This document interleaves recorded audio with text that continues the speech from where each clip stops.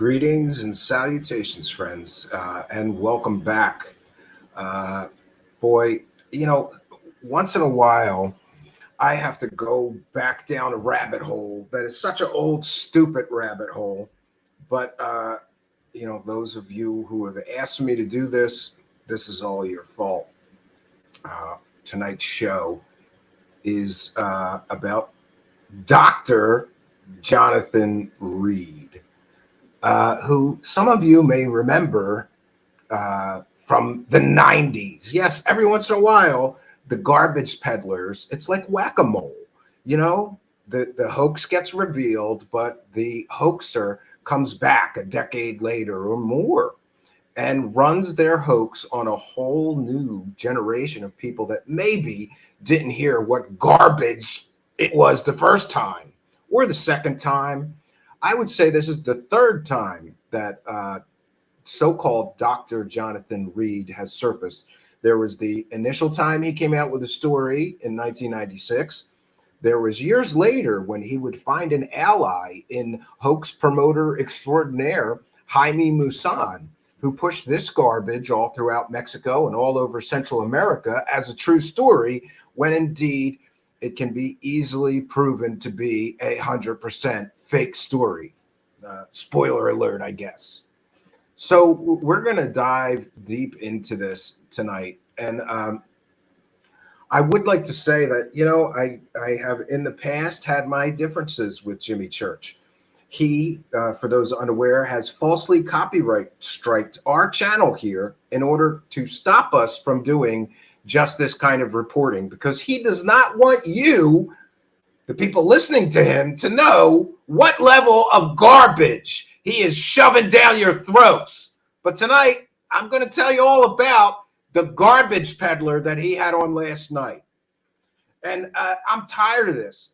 We've got lawyer letters standing by. By the way, I'm not going to use clips from Jimmy Church's show. Well, I'm lying. I'm going to use one 20-second clip in what may be a 2 or 3 hour broadcast.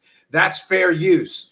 Don't you dare try to copyright strike me again, Jimmy Church. It didn't work out for you well last time. We defended our right to fair use, and it was determined that you falsely copyright striked us, falsely claimed we violated your copyright. No, we did not.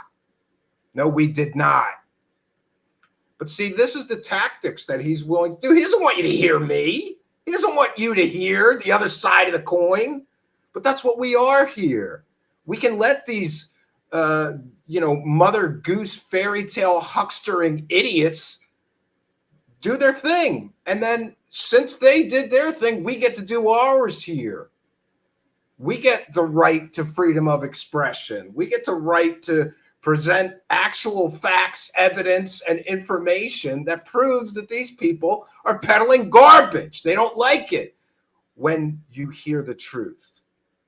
And it's so funny to me, the truther community, right? Jimmy Church is at all these truther conferences while he's peddling this level of garbage down his listeners' throats, garbage down his viewers' throats. And he's not just pushing this fake information out on the internet. He's pushing this fake information out on terrestrial radio, apparently, in multiple markets. Why is he allowed to say that, this is a true story? Do we hear him say it's a true story? Or does he just let these hoax peddlers talk? And that gives him some form of liability, indemnity, like he's not responsible. Oh, we're just having a conversation. Yeah, use your discernment. In other words, I'm too lazy or too profiteering. I've gone beyond it. He cannot be this lazy. It's not laziness. This is intentional, him peddling garbage peddlers. And, I wish I had a more eloquent or diplomatic way to say this tonight, but I simply don't. So here goes. Jimmy Church is the biggest garbage peddler or enabler, if you will, of disinformation, fake stories, and hoaxes in the entire world of UFOs. He has pushed more than enough fakes, frauds, liars, fabricators, disinformation agents, hoaxers, and more. He's pushed enough of those kind of people to make P.T. Barnum blush. It's so bad. But recently, the levels that he has reached, peddling absolutely fake information as true, has now ascended to grand new heights. Because last night, in another desperate attempt to get views and keep his shitty show going, and I guess stay relevant somehow. I don't know how these people expect to stay relevant with fake information, right? People want real information about this stuff. People want the truth. They don't want you letting somebody that's a complete and total fraud peddle garbage, fake stories. But that's what Jimmy does. See, because last night, Jimmy Church pulled out an old, absolutely ridiculous hoaxed alien contact story and a fake doctor telling it. And Jimmy Church sat there like a dummy, just letting this fake doctor sell his wares, offering absolutely no pushback when that man was lying through his teeth, and I can prove it. We can prove things here. Jimmy Church can't prove anything except that he is too lazy to do any actual research, any actual work before presenting a story to his viewers and his audience. He doesn't care about you. He cares about selling that garbage coffee. He cares about sponsors. He cares about having a commercial every 5 minutes so he can get rich, making more and more money selling fake information to, and I hate to say this, but I think that the people listening to him must be low IQ or just don't care. They just want to hear a fairy tale, so they tune into Jimmy Church. It's the Jimmy Church fairy tale hour lately. It's ridiculous. So, Jimmy Church last night has a complete and total fraud, a proven liar, a proven fraudster hoaxer. And what does he do? He just throws him softballs and lets him tell his fake stories. Jimmy Church does not care about the truth. He cares about finding another fantastical story that he could sell, and he doesn't give a damn if it's true. Still, to push this obvious of a fake story, he should really be ashamed of himself. This is an absolute new level of garbage, even for Jimmy Church. And that garbage is the Jonathan Reed fake alien story. The level of obvious and easily provable fakery and lies in this whole story are absolutely overwhelming. The hokiness and stupid so-called evidence that this guy has is so laughable, so funny. We're going to show you it tonight. And by the way, we're citing fair use for that as well. So we're going to show you most of that tonight. And the fact that Jimmy did absolutely no work, no research, and no vetting whatsoever before sitting there with this guy telling these fake stories, who's, by the way, he's a fake doctor, Jimmy Church. He's not a real doctor. Stop calling him Dr. Reed. He's not a doctor, Jimmy Church. You couldn't even do 5 minutes. You couldn't even make 2 phone calls and find out he wasn't a doctor. But don't worry, Jimmy Church, and don't worry, Jimmy Church listeners. We did the work for Jimmy Church because he's too much of a lazy slob to bring you the truth. So we're going to do the right thing. Where he did the wrong thing last night, we're going to do the right thing tonight, and we're going to bring you the truth about his guest, because he's either too lazy or too opportunistic to actually bring you the truth. So we'll do it for you, Jimmy. This isn't the first time that you've done this, and we've had to bring people the truth about a fake alien story you were pushing. So the latest garbage from Jimmy Church, the fake alien Jonathan Reed story. And by the way, that's not even his real name. Did you even know that, Jimmy Church? It's not his real name. He's not a real doctor, and that's not his real name. He's got a bunch of names, a whole bunch of names and aliases. Who needs 5 aliases? Some might argue that a con artist needs 5 identities or aliases, Jimmy Church. But this garbage of the Jonathan Reed fake alien story, the level of obvious and easily provable fakery and lies in this story are absolutely overwhelming. It's overwhelming, friends. Here's a man who claims he vets everything on his show 3 times. Jimmy Church, he claimed that. But we've seen time and time again, he vets nothing. He researches nothing. Jimmy Church apparently is an intellectual weakling and a coward too, because he won't debate me on what he's platforming on his show. He won't have a discussion with me. And by the way, I promise I would be respectful, but I'd like to ask Jimmy Church some questions like, why did you let David Wilcock promote a provable GoFundMe scam on your show? Why did you let David Wilcock promote a provable fake PayPal donation scam for Emery Smith? He promoted that on your show, Jimmy Church. Why did you let that happen? Why did you let somebody come on your show and steal a total, I'm told, of over $110,000 from the UFO community for those two fake fundraisers? Why, when you were given overwhelming evidence that that took place on your show, did you not comment on what happened? Did you not apologize to the people that became victims of the people that you were platforming on your show, selling those fake stories and begging people in the UFO community for money? You claim you've read everything 3 times? No, I don't think so. Jimmy Church gets by helping people peddle garbage, disinformation, and fake stories. After all, he's the person who largely helped popularize such fraud, fakery, fake whistleblowers as Corey Good. He platforms David Wilcock and Emery Smith, Sarah R. Adams, all of which are extremely problematic at best. And the list goes on and on. But Reed is a superstar of fakery and fraudery, as we will see tonight, friends. And he is so obviously fake that even I'm surprised Jimmy had the balls to run with this one, right? To sink this low into his so-called career. I put that in quotes, air quotes, career.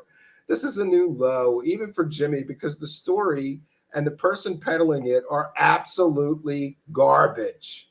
But that's what Jimmy does. He's one of the garbage men of ufology. He peddles the garbage stories he finds, like a bottom feeder. He doesn't care about his viewers or listeners. He only cares about pushing the next provably fake story as real to you people. And some of you people, you eat it up because the truth, my friends, is boring. He doesn't bring you the truth because the truth is boring. Nobody wants to buy boring. Boring doesn't sell. The truth does not sell. Lies, friends. He brings you exciting lies, and those exciting lies sell. Now, he did false copyright strike us before in an effort to conceal some of the things going on his show. I believe, that's my opinion, I'm entitled to it. He tried to stomp all over our free speech, but we're still here. We have the right to express our opinions, especially when we have overwhelming evidence that backs up everything that we're going to be saying. Why would he attempt to stop us from doing that, friends? You have to ask yourself, why would somebody falsely copyright strike somebody revealing the truth about the people that he is platforming, the people that are guests on his show? So, and also it's important to note that most recently, before this fake story, Jimmy pushed Linda Moulton Howe's fake alien pictures, where his guest was using 100% provably fake pictures of aliens, saying that they were real. And he let her sell that garbage. Now he's on to his new latest pile of steaming bullshit, the Jonathan Reed case. Oh, and so for those unfamiliar with the case, I will give you a breakdown, but it's actually a breakdown that's written by Reed himself on a sock puppet account, pumping up how great his story is. Because his story begins in 1996, when an apparently very educated man, a doctor, a child psychologist named Dr. Jonathan Reed, came out with this incredible story. And let's get to it, friends. 1 second. I've got so many notes here. According to this post I found, more than 700 Congress attendees were present at Reed's recent talk. Interest in the former child psychologist's case is due in large part to his appearances on several Art Bell programs. Reed, accompanied by writer and supporter Robert Wraith, his buddy that helped him sell this hoax, gave a tearful and emotional account of meeting a part reptilian, part gray alien while on a walk with his dog. He expressed particularly intense sorrow when he talked about watching his dog die. That's right, friends. In this story, Not only does the dog die, but the alien rips its head off and rips it apart. As the story goes, this post goes on to say, the dog veered away from their intended path, and when Reed caught up to his pet, a vibrating alien was shaking and attacking the dog to the point where its head ripped in half and disintegrated into a pile of white ash. Oh, this is terrible, even for bad science fiction. The post goes on to say that after the dog was killed, Reed struck the alien with a baseball bat and captured on film the creature and its accompanying obelisk, which is possibly a spaceship or doorway into another dimension. In this video, which he played before a UFO Congress, the UFO Congress audience, Reed can be heard panting heavily to the point of hyperventilating. However, critics say the video didn't shake enough and his panic was too audible to be authentic. Reed took the alien home where he made a video of it, because that's what you do. When an alien kills your dog in front of you and then you baseball bat the alien in the head in the middle of the woods while you're hiking, you take the alien home. So the post goes on to say he took home the 4.5-foot tall being. He told the audience that his attempts to outfit the alien's clothes were thwarted as its black spandex-like outfit automatically sewed itself up. When asked whether it was male or female, Reed said he didn't know, adding offhandedly that he hadn't made love to her. So he didn't try to bang the alien. Good for him. Ultimately, the being disappeared from Reed's freezer, presumably because it was stolen by burglars who reportedly had government license plate. Yeah, great story, but none of this actually is true. And I can say that with such a high degree of certainty. And we're going to get into the specific reasons for that. But hey, you've got to show the money shot. So let me put my fair use banner up, friends. We need our fair use banner because we're going to be sharing Reed's original video that he showed as proof of his alien encounter. And so this is a transformative work. We have transformed the video. We're educating the public. We're critiquing this video that we're sharing. This is covered under fair use, and it's certainly allowable by law. Now, I thought it best, friends, maybe I'll do some commentary over this so-called evidence of an alien encounter later. But for right now, I want to make sure that you get to see this money shot, because this is some shit. This man claims that he was in the woods and then his dog ran over to an alien and the alien grabbed it by the snout and ripped it in half. And then the dog evaporated into white ash. And then Reed said, I'm not taking this shit. You just killed my dog, alien. And he got a baseball bat, because everybody carries a baseball bat with them when they're on a hiking trail, just taking a hike, right? He took the baseball bat and he cracked the shit out of that alien. He busted his head open. It was awesome. And then because he was hiking and had a baseball bat with him, and his dog just anyway, I'm not sure why, but he had lots of film cameras with him and a video camera. Just so happened to have an early VHS mini recorder and some 35 millimeter film. So he started documenting that spaceship and the alien, and he took pictures and videos. Then he took the alien home and messed with it. And we're going to see the proof of this. And then he put it in the freezer, but it didn't stay in the freezer because it was still alive and it was crawling in and out and it was creepy as shit. Oh, this is such a bad story. And the evidence, my friends, is equally as bad. Now, I have to be very clear in saying that we can break down how he actually made this stupid fake alien dummy, and we will. But for now, I thought it was important. You got to see this guy's money shots. This is his overwhelming proof of his alien encounter. Let's see the money shot, friends.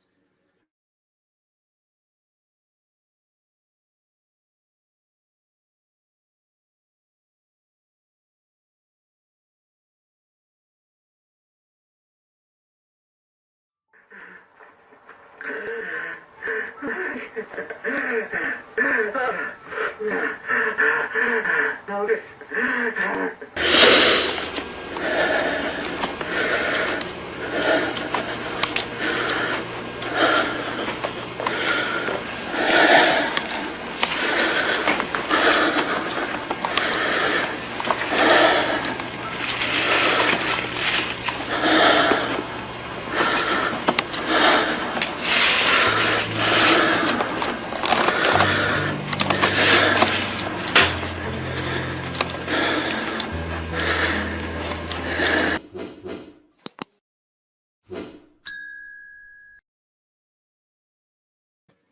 Well, friends, I would agree with the late, great Art Bell. That is awful. Awful if you're going to say that this is evidence. First of all, uh, on the subject of the spaceship shown in his videos and films, he used a very common magic illusion. It's called a Super X levitation. Uh, and I don't want to get beat up by a bunch of magicians, so I'm not going to go into explicit detail. But if you're interested in how he faked a diamond shaped black spacecraft floating in the woods, it's called a Super X levitation. As far as the alien dummy, myself or anyone familiar with puppets and costuming, um, having done any kind of work on theatrical productions, will instantly recognize what he is calling an alien body as a wireframe foam mannequin. These are very, very common in the entertainment industry, often used in the place of a person in horror films and more. And here we could see one such of those products. Now, I had one of these myself, but mine was not quite as well defined as these look to be. But what you get with a mannequin like this is a wireframe underneath this, which makes it very posable. And we can see that this is a very, very close match for what we see in his so-called proof of alien video. Now, people have asked me for my opinion on the actual alien face, and if I had to guess, I would say it was created out of either a latex mold, or it was just something as stupid and simple as paper machete, as many people have suggested. Interestingly, the face of the alien gets better as time went on, and Jonathan Reed kept selling this fake story. He would take stills and then they would color in additional details to make the alien face more realistic than it actually was in the original so-called evidence. That's proof right there that somebody's trying to sell you a garbage fake piece of evidence. Now, as bad as this is, it gets worse. It gets much, much worse, friends, because along with the story of the alien encounter in the forest came another story, which is actually much more easily proven to be false, because Dr. Jonathan Reed, who isn't a doctor, we'll show proof of that shortly, he claimed that after his encounter with the aliens, the men in black came and ransacked his house, and they threatened him, and they threatened his family, and they threatened his friends, and they stole away all the evidence, well, except for the evidence that he managed to hide. And I'm just here to tell you, you know, if the real government wanted to take something from you, they would have no problem doing it. But somehow we're supposed to believe that he spirited away copies of these alien pictures and the incredible videotaped evidence of this alien in his garage to friends and family, and all of this cloak and dagger fake James Bond bad James Bond ripoff movie plot line. It's garbage. It's really stupid. And by the way, if one were a really good researcher, one could talk to this person's neighbors who would say, never heard of the Men in Black, never saw the police outside of his door, as he claims. But, you know, if you like fairy tales, then don't worry about it. Don't let facts and evidence get in the way of a good bullshit story about aliens. So here we have, I'm going to cite fair use again. This is a transformative work. We are educating the public about fake Dr. Jonathan Reed and his silly fake alien stories. So he appeared at a huge UFO conference in 1997. This was a highly hyped up story until it all came crashing down. And the facilitators and the enablers of this fake disinformation were all people that were profiting right alongside Dr. Jonathan Reed about this fake story. It was people like UFO conference organizers, show hosts, whoever. There was always something to gain for letting this guy tell his fake alien stories. And gain they did, until the entire story came crashing down and falling apart. But that didn't stop somebody like Jimmy Church from pulling this old pile of shit out of the closet of fake garbage and recycling it to sell to a whole new generation of stupid people, I guess. Let's hear what the fake doctor, he's not a doctor, we have proof, said about what happened after he took that alien back into his garage. And by the way, the ridiculousness, it is ridiculous.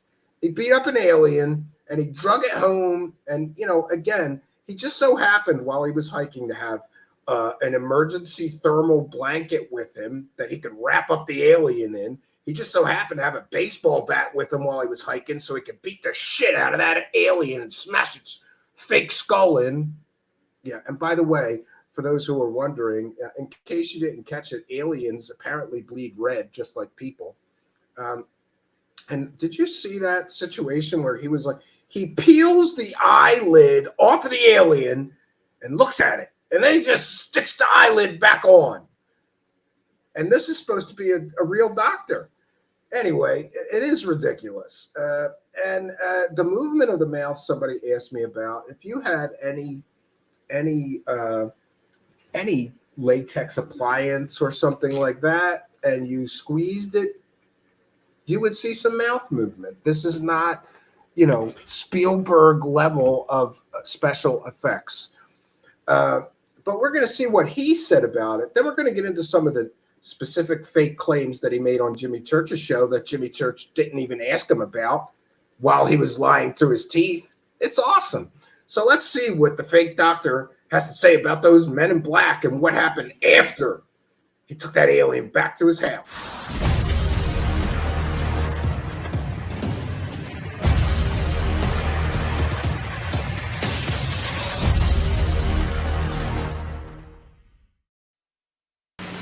Now, that in itself is a very small piece of this puzzle that I have been through. People have said, gee, I wish I had that experience. Well, I'll tell you, I'd trade places with you any time. Because since that day, my life is gone. Everything that I knew prior to that is gone. My job, my friends, my bank accounts, my social security number, everything. And why? Because I saw something? Because I didn't turn it over to somebody who told me to turn it over? Because people came to my house and said, you didn't see anything, Jonathan. And if you have anything, you best give it to us, because the next people that come won't be so kind. And I told them to get out of my house. And I said, I'm going to call the police. They said, go ahead, they're with us. And they were. They were sitting out in front of my house. Now, this is a hard lesson to take. I was brought up to believe different things happen in this country. But my rights have been totally taken away from me. And all I ask is that people open their minds and understand that this stuff may be going on to some of us.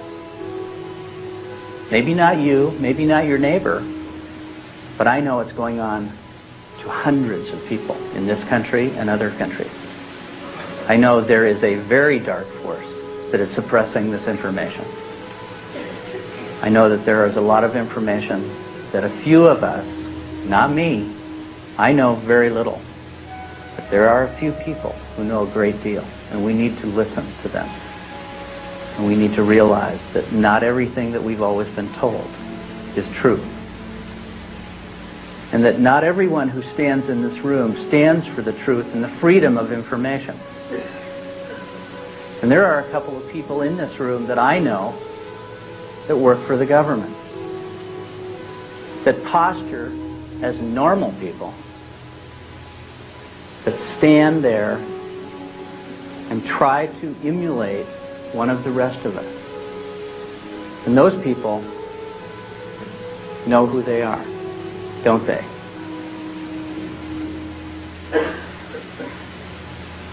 But we need to realize this.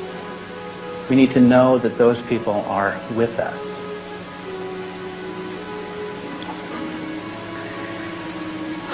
Where am I? After I brought this thing home, I went in my house and I tried to regain some composure. And I tried to think this through. I tried to find some kind of rational logic to deal with what I was experiencing. Had I gone through shock? Had my dog been killed by something that I just did not want to wrap my mind around? Possibly. And after a while, that's what I started to believe. I started to believe that maybe my mind had totally invented this whole thing, and that wrapped in my thermal blanket was my dog. And I got to the point where I had to check. I had to go back and look. So I went out of my house and I walked to where I had put this thing, which was in my freezer in my garage. And as odd as that may sound, where would you put this thing? And I opened my freezer and I laid this out on the floor, and it wasn't my dog.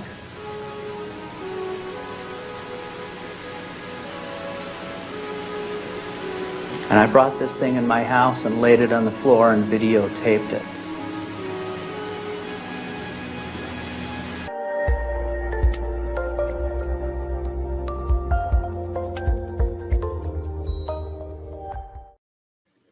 Oh, yes. The garbage information is getting thick. And somebody commented on the bad music in that piece. That was his music that he added for dramatic effect over his terrible acting here. And it's interesting to point out that Dr. Reed claimed that after his alien encounter, he was so harassed and hounded by government sources trying to silence him. And did you hear that line about the disinformation agents in the room? That was a belief at the time. So he's playing to the audience. Yeah, there's disinformation agents here right now trying to stop the truth from getting out. Garbage, garbage. And it's interesting to note that Dr. Jonathan Reed claimed that he was on the run from that terrible government. He just left everything behind and dropped his whole life, and he was on the run for a year or two. And it turns out, no, he wasn't. And his neighbors, if you're careful enough to actually do some research and talk to the neighbors during that time period, was living in his parents' house like every other time. He was not on the run from the government. And he even claimed at one time that he was on the run from the government in a Jeep. And a researcher better than me, UFO Watchdog, did some incredible research and found the bill of sale for the Jeep that he claims that he was on the run with from the government. And it turns out that he bought that Jeep many months, more than a year after he claimed this event happened, and he went on the run with the Jeep he didn't own. Little things add up, friends. Now, UFO Watchdog and other researchers have also confirmed that all of his educational credential claims are fake. He did not go to the undergraduate school, he said. He did not go. He has no master's thesis that we can look at. Claimed to have a master's and a PhD. There's no PhD, friends. There's no record of him attending any of the prestigious schools that he claimed that he attended. Does this story sound a little familiar? It's as if he took a page from the Bob Lazar book. And of course, the government erased all of his records. But it can be verified through people close to him, friends, family, and others, that he never went to any of the prestigious schools that this man claimed that he went to.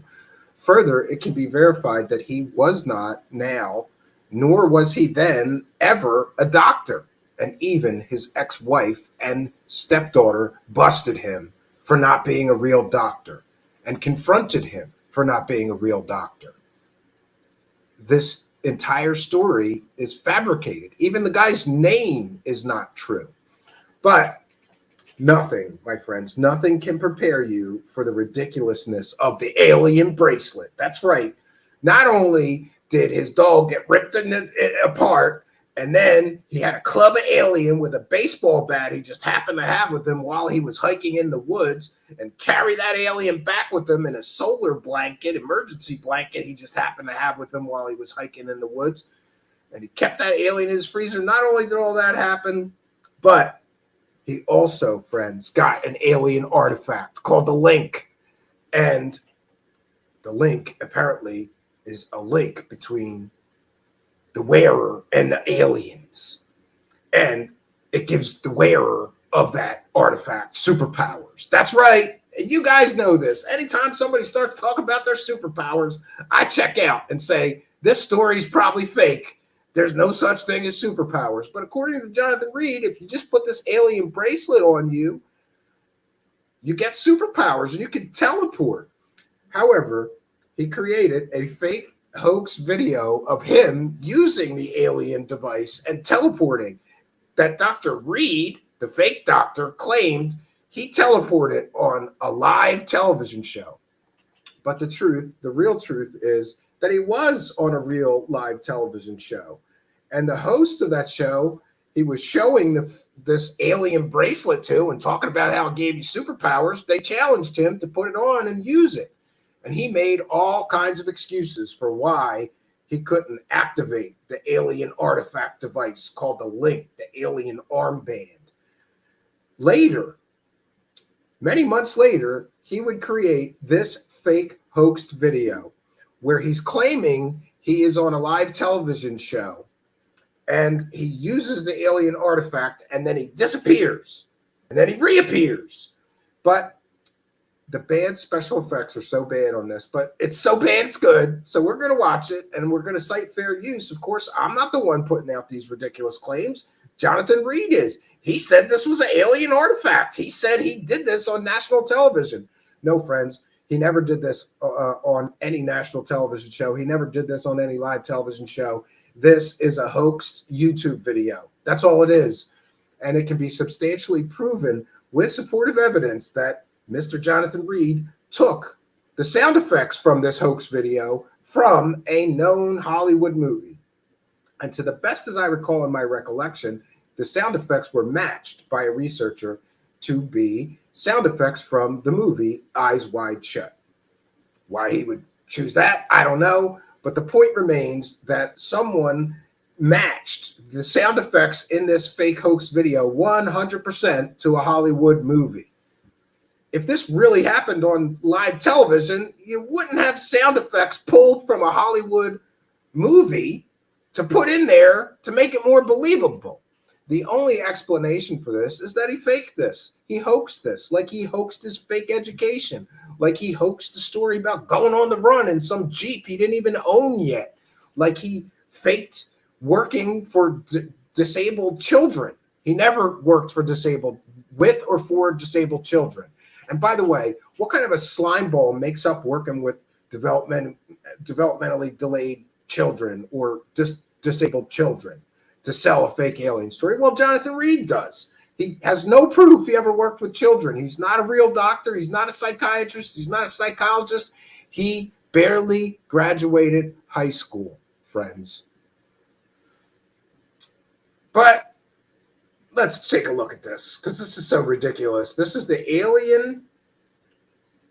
This is the alien artifact that he found in the woods when he clubbed that alien for killing his dog, friends. And it gives him superpowers. And according to him, he disappeared live on television. You can believe it if you want to. This is the level of garbage. This is what Jimmy Church thinks constitutes evidence. And by the way, Jimmy Church, you are absolutely clown shoes ridiculous for even listening to this guy after we see this. You didn't see this clip? I know. He's had to have seen this clip. This clip has made the rounds. It's the subject of ridicule and laughter the world over throughout the entire UFO community. People make fun of this video and how hokey and stupid and ridiculous it is. Not Jimmy Church. Jimmy Church thinks this shit is evidence.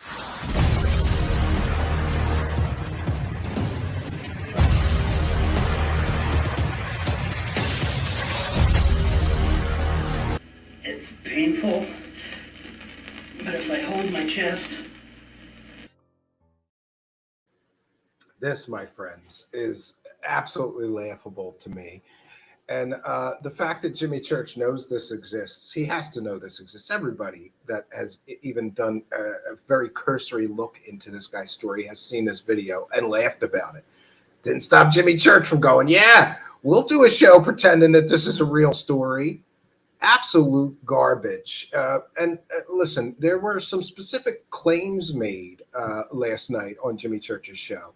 And so before we get to all of the debunk items that I can share with you, and by the way, we have so much. We have a mountain of it. Would take me 5 hours to get through the mountain of evidence that this man is a fraud and a liar. There is so much out there, but the best and most distinct to my finding was from UFO Watchdog. Who did this debunk at the time it was happening, when the story originally came out. And we're going to share a lot of that. But before we do, there are some specific claims that he made. First of all, I just wanted to say that this man has made a lot of ridiculous claims besides all this alien stuff. For example, he claims that more than 700 Congress attendees were present at a talk he gave, and that interest in him, being a former child psychologist, and his case is due to the large part due to his appearance on several Art Bell programs. Well, that may be true. Art Bell, he went on Art Bell and told the story originally. But for somebody to claim that they, spoke with 700 congressmen, first of all, there isn't 700 congressmen. If you add up everybody in Congress, it's only 535 people at any one given time. So we're supposed to believe that he's not lying. And not only did he talk to every sitting member of Congress, both in the House of Representatives and the Senate, all the congressmen and all the senators all at once, but he got an additional 165, I guess retired congressmen and senators to listen to him tell his alien stories. 700 congressmen he talked to about his case. Come on, friends. Can we talk to them? Can we verify? Of course not. This is trust me, dude, research. This is statements and proclamations. They're not going to offer any evidence of that.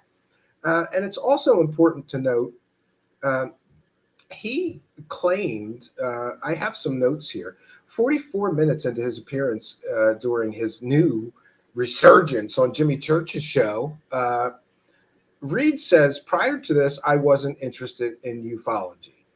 That is an absolute false statement, because we can talk to former friends. We can talk to family members, including a once wife and stepdaughter, who say he was obsessed with X-Files since it came out in 1993. Absolutely obsessed with the X-Files show. That's all he talked about. It's further can be established that Reed was fascinated by Disneyland and special effects and how they did everything. And he was somewhat of an expert in how special effects were created. Now, I don't find him an expert based on this garbage evidence, but, at least he had a hobbyist's interest in how to make, fake monsters or aliens and how to film things or whatever. So for him to go on Jimmy Church and claim, prior to this, I wasn't interested in ufology. He was obsessed with science fiction, UFOs, aliens, and X-Files. As soon as X-Files came out, it was all he spoke about. So if you ask me, I think that this fake doctor wrote himself his own episode of X-Files, and that's where this whole fake story came from. It plays like a X-Files episode if you think about it. We've got someone having an alien encounter, somebody gathering evidence. Oh, the government comes and whisks that evidence away, right? Those evil men in black. 45 minutes in, he talks about his fake education and how he worked at a summer camp for kids with disabilities. Me, in full disclosure, I have a son who has a disability. He's nonverbal autistic. He's very special needs. He's got a lot of special needs. And I have a lot of contempt for people who pretend that they work to help children with disabilities. I mean, it's bad enough he's selling a fake alien story, but to tack on to that, hey, I'm a good person because I help kids with disabilities. being a psychiatrist like I am, except he's not a psychiatrist. He's a fraud and a fake. He's not a doctor. He barely graduated high school, this guy. He said he loved working with children with developmental disabilities. Great. 47 minutes in, again, he says he had zero interest in UFOs or the paranormal, and he didn't even like science fiction. This is a problem, because if you were to speak to his neighbors where he's lived for many years, and his family members are also on the record stating that he was absolutely obsessed with science fiction, aliens, and UFOs, and he would even do strange things like dress up children in the family as aliens and take pictures of them. Does that sound like someone obsessed with the X-Files, somebody who is obsessed with science fiction stories and dressing up children as aliens and taking pictures, also obsessed with special effects and how creatures are created and things like that? Does that sound like a hoaxer to you, or a hoaxer in the making? Because it does to me. It doesn't sound like somebody that has no interest in the UFOs or the paranormal. That's an absolutely false statement. And by the way, Jimmy Church, all this information is out there. And if you had done a shred of actual work vetting this guy, you would have found the same facts I have just relayed. But we have the truth on our side, and you are a garbage peddler, sir. Okay, so also he talks about escaping in his Jeep right after this event happened in 1996, but there is a big problem with that. And here is where good research catches these guys doing amateur hour mistakes. And here's one of those mistakes. Now, remember, the fake doctor claimed that he was on the run from the government right after October of 1996. But here we have the bill of sale for the Jeep that he claimed that he escaped in, and the bill of sale is April of 1997. So Jonathan Reed lied. He wants you to believe that he went on the run from the government in his trusty Jeep, except he didn't buy the Jeep till a year after or more after the incident with the alien apparently took place. These are the kind of things that matter, Jimmy Church. Facts matter. And if this man is going to claim that he went on the run with a vehicle he didn't even own, that plus his fake education to most people is enough to say, I'm going to check out here. I'm not going to listen to this garbage. But not Jimmy Church. Jimmy Church thinks it's a good idea to sell a fake story, to help someone sell a fake story. And here we go again with Jimmy Church shoveling fake information into the UFO community. And nobody seems to care, and nobody seems to mind, as that clown gets richer and richer selling stupid people this kind of fairy tale nonsense. All right. So there is an awful lot. There is a mountain of data that we can go through, and data points that prove this man is a fraud, a liar, and a hoaxer. But we can begin with some of the UFO watchdog evidence. And by the way, it's also important to note, Jimmy Church, maybe you missed it, but the Fact or Faked crowd, excellent television show, they recreated all of Reed's so-called evidence, shot for shot, almost exactly, and declared him a fraud and a liar and a fake. They were able to easily reproduce all of his so-called evidence. So what we have here, when you start adding up the lie log, I like to keep that log going. It's a lie log. We have, he lied about his education. He lied about working with children. He lied about his house getting ransacked. He lied about not being interested in science fiction or UFOs. He lied about having no knowledge of special effects or creature creation, when his family and friends will tell you he was obsessed with those things. He lied about escaping in a Jeep he didn't even own at the time. Oh, and by the way, my favorite, do you remember the part of the story that begins with his dog getting ripped apart by an alien and murdered? Well, that turns out to be a complete and total lie, because if one cares, Jimmy Church, if one cares to do actual evidence, you will find on the record sources, neighbors of Jonathan Reed at the time, who will verify with you that that dog was alive after the year 2000. That's right. The dog that this fake doctor claims the aliens ripped apart in 1996 and murdered was still living happily like nothing happened with this man at his parents' home in as late as 2001, some 5 years after he claimed an alien ripped it apart. It's facts like this that matter. And Jimmy Church wants you to just forget all these facts. It doesn't matter that the dog wasn't dead in 1996. It doesn't matter. Just eat the fake alien story. Suck that shit down as they jam this fake story down your throat. All right, so I'm going to share several pages from UFO Watchdog, and he and I agree on most things. I should mention that I often will go after someone just to be sure that I'm not just reading off his information. I have fact checked. I've done research of my own. I've talked to people close to this person. And I also verified both that his educational claims are all completely and totally fake, fabricated. He never went to any of the schools that he claimed he did. There's no master's thesis. He's not in any of the yearbooks.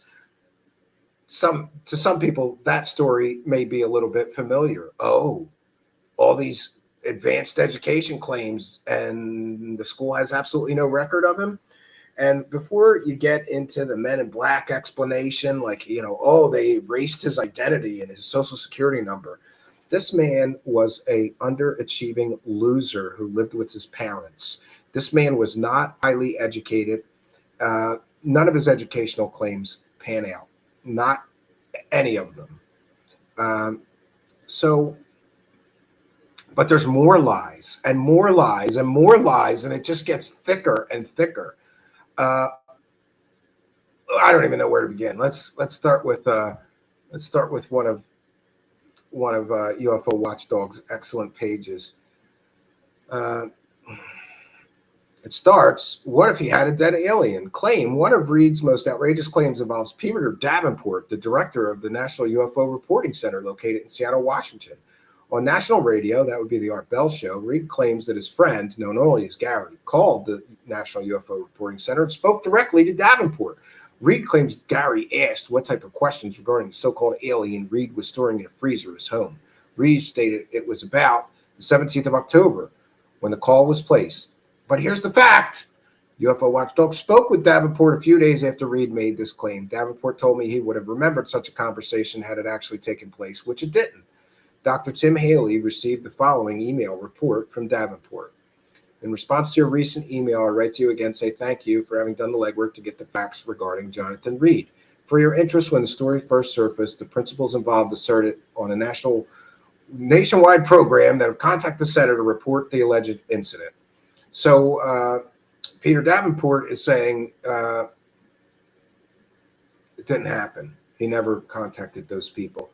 Now, this goes on to say, one question I have is why Art Bell would allow Reed to drag Davenport's good name through the scam, especially considering Davenport is somewhat of a regular on Bell's program. So the alien DNA chain, the dramatics didn't stop with Reed disclosing the discovery of his alleged alien artifact.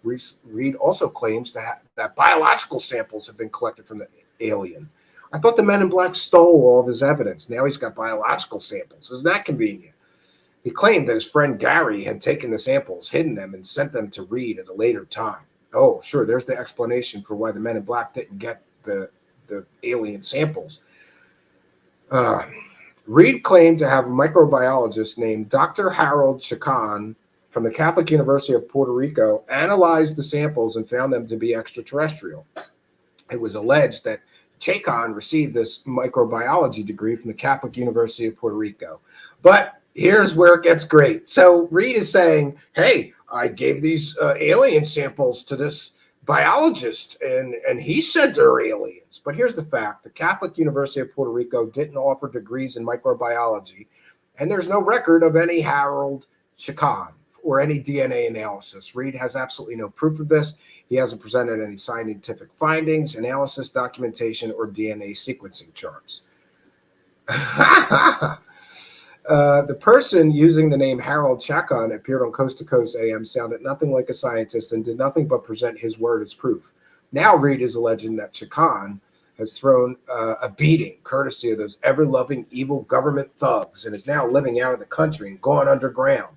So here we have one fake doctor claiming that another fake doctor analyzed the DNA and said it was aliens. And somehow Jimmy Church missed, these very important facts, that there's two fake doctors. Now we got two fake doctors talking about these fake aliens. This is awesome, Jimmy Church. Did you not do 5 minutes? Did you don't know how to use Google? One of your children ought to show you, old man. You're too old for this. Retire. You're too sloppy. This is garbage level work. Come on, bro. All right. Here's more claims, further states in a summary about Reed's tale that Dr. Roger Haddock, the director of anatomical pathology for UW Public Health Research chemist Michael Wessels, was murdered for their alleged involvement in analyzing Reed's alien tissue and blood. And it is true that this Dr. Haggett was a victim of a homicide, but as a result of his alleged involvement, not as a result of his alleged involvement in Reed's ridiculous story. By the way, so we've got a fake doctor who claims another fake doctor did a DNA analysis, but that guy's completely and totally fake. So the first fake guy says the second fake guy analyzed the DNA, and that's an alien. And then we come to a third doctor who is actually a real doctor and was a famous murder-homicide case right where this guy, Jonathan Rudder, also known as Jonathan Reed, the fake doctor, lived. And isn't it convenient? Oh, that guy that was murder-suicided recently? Yeah, he's the guy that did the DNA analysis. But then, according to Reed, on Jimmy Church's show, the Men in Black came in and stole all of that doctor's research. Bullshit. Bullshit. You know how I know that? Because I talked to that guy's replacement, who told us that they only removed personal belongings of Dr. Roger Haggett after the murder and gave those personal belongings in his office and whatever areas he had access to where he had anything personal, personal things. They put it all in a box and they gave it to his surviving relatives. No one, according to people at the University of Washington that preceded this man after his murder, remember any Men in Black, any government agents. No one, friends, came and took anything from Dr. Roger Haggett. This means we've got one fake doctor claiming another fake doctor did the DNA analysis and that a murdered doctor also did a DNA analysis, but no evidence exists that that doctor ever met with or did anything with Dr. Reed. I believe he just went, oh, that guy got murdered. Let's claim he did it and tie the Men in Black in. So as for research chemist Michael Wessels, an outdoor enthusiast, he left for a biking trip into the Cascade Mountains sometime in August. He failed to show up for work, and a search party later recovered his body. He died as a result of falling from a cliff he was scaling. Gee, isn't it great this guy keeps picking dead people to reinforce? If you need a dead guy to prove that your fake alien story is true, and then you got to tie in the Men in Black with his death, it's garbage. It's garbage. So in Dr. Reed's book, he called the person who introduced him to the Alliance Professor X. He described him as a world-renowned astrophysicist and astronomer, as someone who died in Seattle in 1996. You do the math. So he's also, somehow he's putting Carl Sagan into his fake story. So we've got a fake doctor with another fake doctor with a murdered doctor, and now he's claiming Carl Sagan is involved in this thing. We are doing the math, UFO Watchdog states. It adds up to absolutely zero. Aside from conjecture, innuendos, and baseless claim, there has not been one shred of proof presented to back any of these outlandish claims. Reed stipulates that several people have been murdered, yet doesn't want to give out names for fear of jeopardizing the families of those people. Well, he apparently had no problem alleging that Dr. Chacon, Dr. Haggett, Michael Wessels, or Carl Sagan were involved. Yeah, and UFO Watchdog goes on to wonder if the families of those people know that this man is using them in a fraud, fake alien story designed to make him money. And, another thing that may be familiar to some people is that Dr. Jonathan Reed claims that he doesn't ask for donations or anything. He doesn't make any money from this story. But then he pumps his book that you can buy on Amazon about this fake story. Amazing, friends. Absolutely amazing. So, we've gone through that. Well, there's one more thing that I really definitely wanted to share with you. And that is more overwhelming evidence and proof that this man lied. Because this man actually was stupid enough, Dr. Jonathan Reed, fake doctor, was stupid enough to give negatives of his so-called alien proof photos to researchers. And for people that don't remember film, there's codes on the film that tell you what date the film was manufactured and when it was sold to the public or introduced to the public. So there's a huge problem with Reed's photo negative evidence in that essentially he claims he took these pictures in 1996, but an analysis of the actual negatives proves that that film wasn't even available for purchase to the public until later in 1997. I know that may be a little thing to somebody, but it's another absolutely good indicator that he's lying to you. Shell game, and this again is from UFO Watchdog's website. I will put the full link to the entire debunk, which is like, I don't know, 80 pages long. There's like 80 pages of evidence that this guy is a fraud, all of which were ignored by Jimmy Church and anybody stupid enough to believe this guy.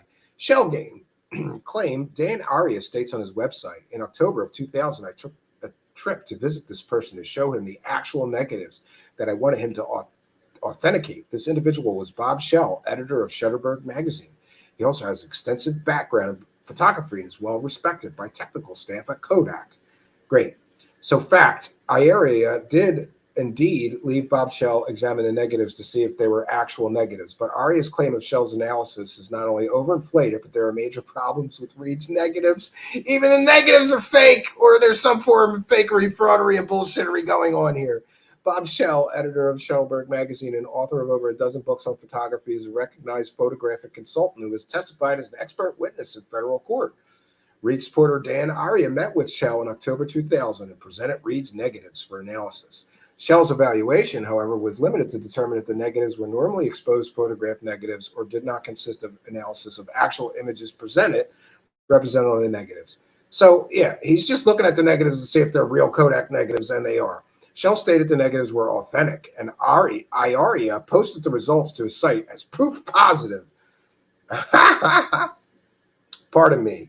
What month is this? So UFO Watchdog contacts Bob Shell after learning of the analysis, and Shell stated he did examine the photographic negatives presented to him and concluded that they were normal negatives. Shell was asked if he did any type of in-depth analysis of the images, and he stated he did not. However, Shell did express concern with regard to the production date of the negatives and suggested that if I contact Kodak production information department and spoke with a film specialist. So every roll of the film that he used is encoded with film identifier numbers. And this becomes a real problem. When asked for production dates in the film, Kodak represented that the 400 speed 6th generation Kodak film went into production in November 1996 and was introduced to the market in February of 1997. So again, Reed claims that he took pictures of these aliens and that alien spacecraft in October of 1996. A full 1 month, somehow he manages to take pictures with film that wasn't even manufactured till a month after he said he took the pictures, and wasn't available for purchase to the public until February of 1997. That's a big problem. So UFO Watchdog contacted Bob Shell and asked for his professional opinion regarding the possibility of the negatives being copied. Shell stated that he had contacted IARIA about the film production dates. IARIA was reported to have said the negatives Shell examined were copies of a slide film taken in 1996. About the possibility of the negatives being copied, Shell stated, I looked at the two of the negatives, the same ones in the website, and I saw nothing that would lead me to believe that they were copies from slides. I don't buy it. So here we have them purposefully trying to manipulate a photography expert into saying these are real negatives. And even if they're real negatives, doesn't mean they're real negatives of what he says he's taking the pictures of. So UFO Watchdog contacted Kodak, decided to verify the information again. The specialist in Kodak's product information department was asked about the production and marketing dates for both types of film. And here we come back, November 1996, introduced to the market in 1997. And Kodak's, the next kind of film he used is in November 1996 and introduced to the market in January 1997. Reed claims his October His encounter occurred October 1996, 2 to 3 months before the film was even available. It would be, of course, impossible for Reed to have taken pictures with this film since it didn't exist at the time of his alleged encounter. And then he says, case closed. So there is an overwhelming, friends, amount of evidence piling up about this person. And, you know, one could be surprised that somebody would be stupid enough or selfish enough to push this level of garbage and disinformation into the UFO community. But this is where we're at, and this is where we find ourselves. As long as people click on it, I'll make money. That's the Jimmy Church school of thought. And by the way, the last person that tried to shovel this nonsense and make a little money off of the fake Dr. Jonathan Reed was Third Phase of Moon. Congratulations, Jimmy Church. You have now descended into the depths of UFO fakery, fraudery, and forgery equal to Third Phase of Moon garbage peddlers. Congratulations. So, you know, there's a lot more that I could share with you. There is an absolute treasure trove of information indicating that this person is not who he says he was. Yeah, and I will put a link in the description of the video to the main page on UFO Watchdog's website, and there is a treasure trove of information, including the co-conspirators that helped him sell this garbage, right? UFO Watchdog, I think, sums it up with excuses. The Dr. Reed supporters, fanatics, and the faithful, if you will, they have undoubtedly started yelling conspiracy, but the story has been slapped together to discredit Dr. Reed's alien encounter in order to cover up the truth. Perhaps we now hear that Dr. Reed was an alias for Rudder to protect him from the bad guys. Those that once supported the case will more than likely now start talking about how they knew something just wasn't right about the case from the beginning. No, a bunch of people helped him peddle this garbage, including some somewhat well-known UFO people like most notably Jaime Maussan. We've got Dan McAvoy. We've got Dan Iaria, also known as Dante Arias. Yeah. Sean Atlanti. He pushed this case. He claims to have investigated UFO cases for over 20 years. And these aren't all the people that are supporting this hoax or have supported it throughout the years. Many, many people have. Someone in the live chat commented that Linda Moulton Howe had an 8-hour talk with Dr. Jonathan Reed and declared that he was being truthful and his entire story had to be true. Why? Because she got a good feeling that he was telling the truth about those aliens. It is absolutely ridiculous that this level of garbage, fakery, fraudery goes on, but it does. I mean, there is nothing else. And it's interesting also to note that after his story was busted as a complete and total fake in the United States, he went on to push this level of garbage all throughout South America and Mexico. And there is information there. And also somebody did indeed write a letter to the International UFO Congress because they platformed this guy. And it's interesting to note, hold on, I have to make this a little bit bigger and then we're going to share this. There was an open letter written about how fake this guy was to the International UFO Congress, outlining all of his fakery and fraudery. An open letter to the International Congress. This came from Tim Haley.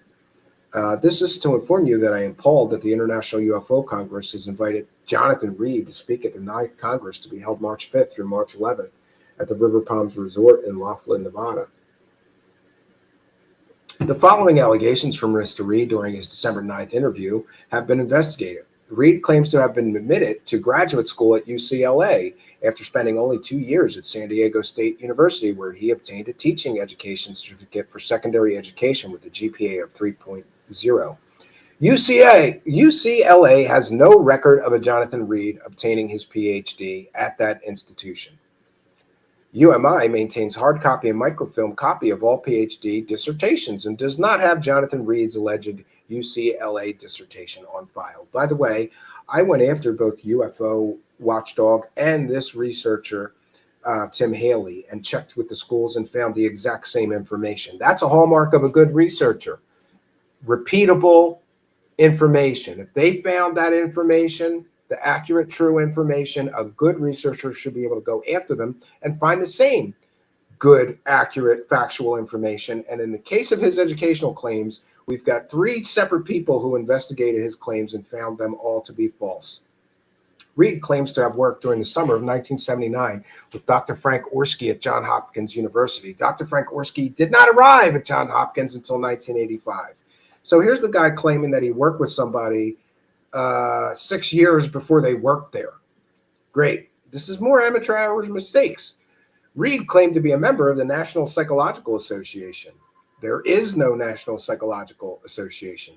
Reed claims to have worked at the Department of Psychology at the University of Washington. Upon checking the University of Washington Medical Center, the Department of Psychology, and the Department of Psychiatry, it was confirmed that they have never had anyone named Jonathan Reed in those departments. Reed claims that a microbiologist by the name of Chacon has analyzed samples and recovered biological material from the alien Reed held in his freezer. Chacon claims to have received his master's degree in microbiology from the Catholic University of Puerto Rico. But the Catholic University of Puerto Rico does not offer master's degrees in microbiology.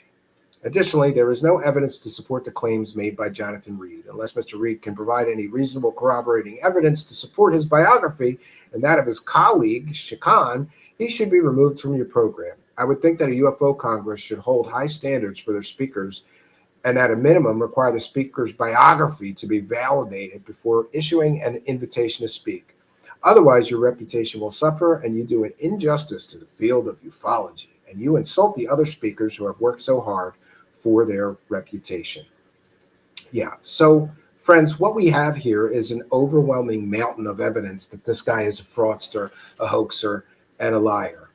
And, you know, also remember, we talked about this UFO cover-up. The cover-up is not the government hiding the truth about UFOs. The cover-up is all these UFO profiteering hucksters hiding the lies. That's what Jimmy Church is doing. He's not bringing you the truth about UFOs. He's part of the real UFO cover-up, which is covering up that this guy is a complete and total fraud. Why would you tell people the truth about his education if you can make a few bucks letting him spin his yarns, right? And we've also got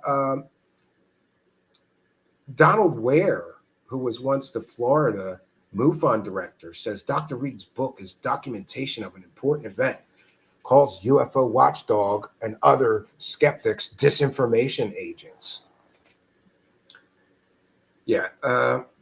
So there were people all along the way of this story that profited from it. Conference organizers, show hosts, and more. They all profited from it. So everybody since 1996 that has even entertained this stupid story has had to ignore overwhelming mountains of evidence that this guy is a fake and a fraud. But that's how this works. You just lie by omission. Just let the guy tell a story and forget to tell the audience that his education is fake, that the people he worked with is fake, that the doctor that he claims did the tissue sample analysis is fake, that he's using murdered sources that don't pan out to support his story. It is absolutely laughable that Jimmy Church is so desperate for views that this is the level of fakery, forgery, and ridiculous nonsense, 100% provably fake story that Jimmy is willing to let people push on his shit show. And there's a reason that his views are in the shitter. And pushing this level of garbage is not going to help him. It's not going to help him in the least. So, you know, I have such a mountain of evidence, and I could be here for another hour, but I think that we have sufficiently proved our point, right? And I don't want to waste another hour of anybody's time on this completely provably fake story and this completely provable fake doctor.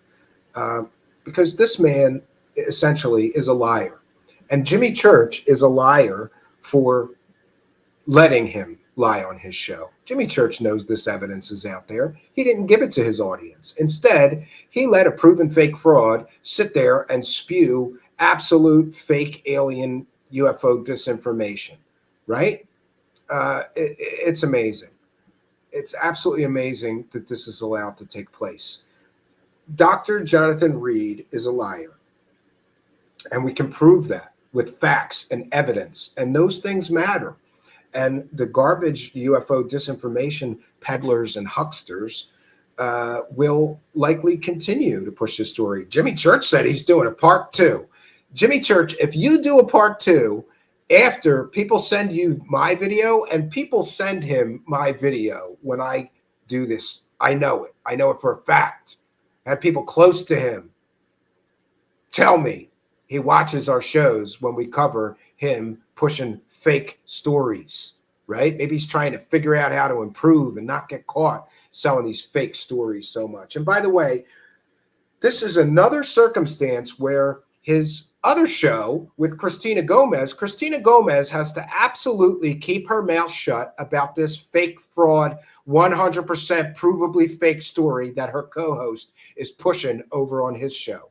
And, you know, it's so unfortunate that this man has put this young girl into a position where she has to lie by omission. She has to keep her mouth shut about this shit, or she's going to lose all the benefits of her relationship with Jimmy Church. She can't be honest with her audience either. So not only is Dr. Jonathan Reed lying, but Jimmy Church is lying by omission, pushing this fake story. And then he's pulling some young girl who, by the way, I hear has a learning disability. That's great, Jimmy Church. Are you taking advantage of a girl with a learning disability to be a second echo chamber or to help you stay relevant with young people? And if so, that's despicable. Is that what that young girl, this is what you're teaching that young girl, that this is how you be successful? You just keep your mouth shut about a mountain of overwhelming evidence that a story is fake so that you can make a couple of bucks selling this bullshit? Jimmy Church is dragging other people into this fake story. And he's planning on doing part 2 on this completely, totally, provably fake story from a fake doctor using another fake doctor and more fake sources and more anonymous sources and film he couldn't have used at the time he claimed to take the photographs and this hokey ass alien artifact where he's claiming that he's teleporting in and out of live television shows. It is laughable, friends. And now Jimmy Church is involved, and he's got to keep pushing this garbage for a part 2. But not only that, he's involved his other show with Christina Gomez, and now Christina Gomez has to sit there like a dummy and not bring up the fact that her co-host has just been caught pushing this level of fakery, fraudery, and bullshittery. Now he's involved her. She can't say anything about this. She's got to keep her mouth shut about all this to keep her radio show and all those subscribers that she's sucking off of Jimmy Church. She takes all the benefit of Jimmy Church, but she doesn't have to comment on all the dirty dealings, slimeball shit that he does. And I think that's not fair. If she's going to be able to get all these subscribers from a guy doing all this stuff, then people have the right to know he's doing that. And she should grow a conscience and speak out and say, I don't agree with what he's doing over on his show. Now, are we going to hear her do that? No, because that would be the right thing to do, telling people the truth. And you're going to screw up your deal with Jimmy Church if you grow a conscience and do the right thing and stop lying by omission to your audience about what garbage peddling your co-host is up to. So back, my friends, we're going to go back to for a synopsis. I call this the lie counter, right? You're going to lose track. Once you start counting up the lies that we can prove that this fake doctor has been caught up in, it becomes very clear that this is 100% provably fake story, and that anybody pushing this story or platforming this clown is a huckster and is bad for the community and is helping spread fake information and is helping make this thing the subject of mockery. This is the stuff that people talk about. Oh, that alien stuff, it's so fake. Well, the stuff on Jimmy Church's show is so fake, right? And this is all a distraction. This is all a psyop, in my opinion, because why can somebody get away with what can only be considered consumer fraud to some people? Jimmy Church is going to sit there and let this guy tell you that this story is true. Does he not have any responsibility to vet this man's claims and say, well, he did say that, he's got a PhD, but it turns out 3 separate researchers checked in with the schools and all of them found out there's no degrees there. There's no PhD thesis there. So his educational claims are. Does Jimmy Church have any responsibility while this guy's claiming he's a doctor to say, excuse me, I know researchers have checked and no, you're not a doctor? No, he called him doctor through the entire interview. Great. So, well, one thing is clear to me, that this stupid story is going to continue to, I guess, inspire debate for the near future, because some true believers are still going to believe this level of garbage. And if you really want to get sad about how stupid some people are and gullible and how their believing brain is switched on and stuck and they are willing to believe anything as long as it fits their preconceived narrative that they already believe, go over to Jimmy Church's show and just look at the comments on this video. Oh, such an amazing story. Oh, thank you so much for bringing us the truth, Jimmy Church. Yeah, he's bringing you the truth. Bullshit. Bull. So we're going to go back. We're going to wrap things up about this complete and total liar, Jonathan Reed.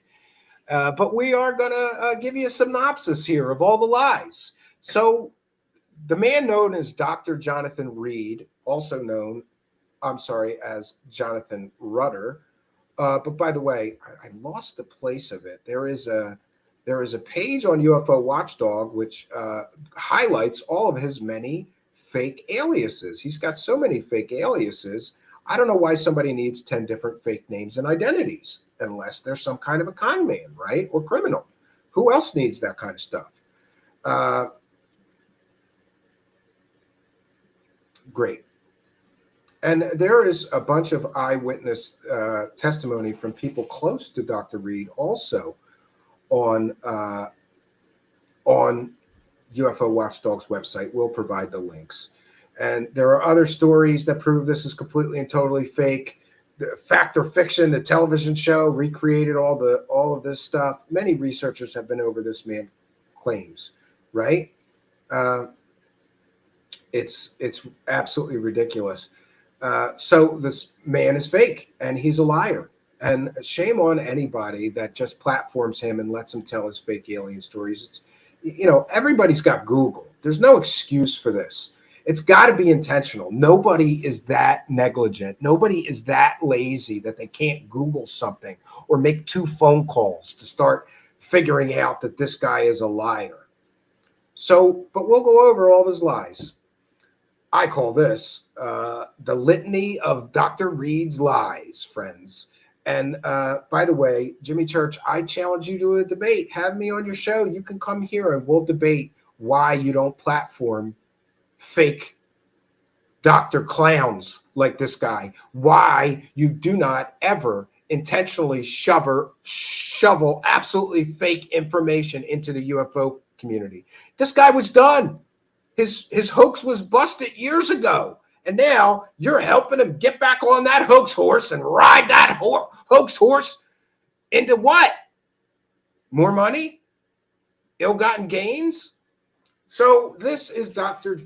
Jonathan Reed's, the fake doctor's litany of lies, friends. We'll summarize for Jimmy Church and other intellectual weaklings who can't, use Google or make 2 phone calls to find out that this guy lies about everything.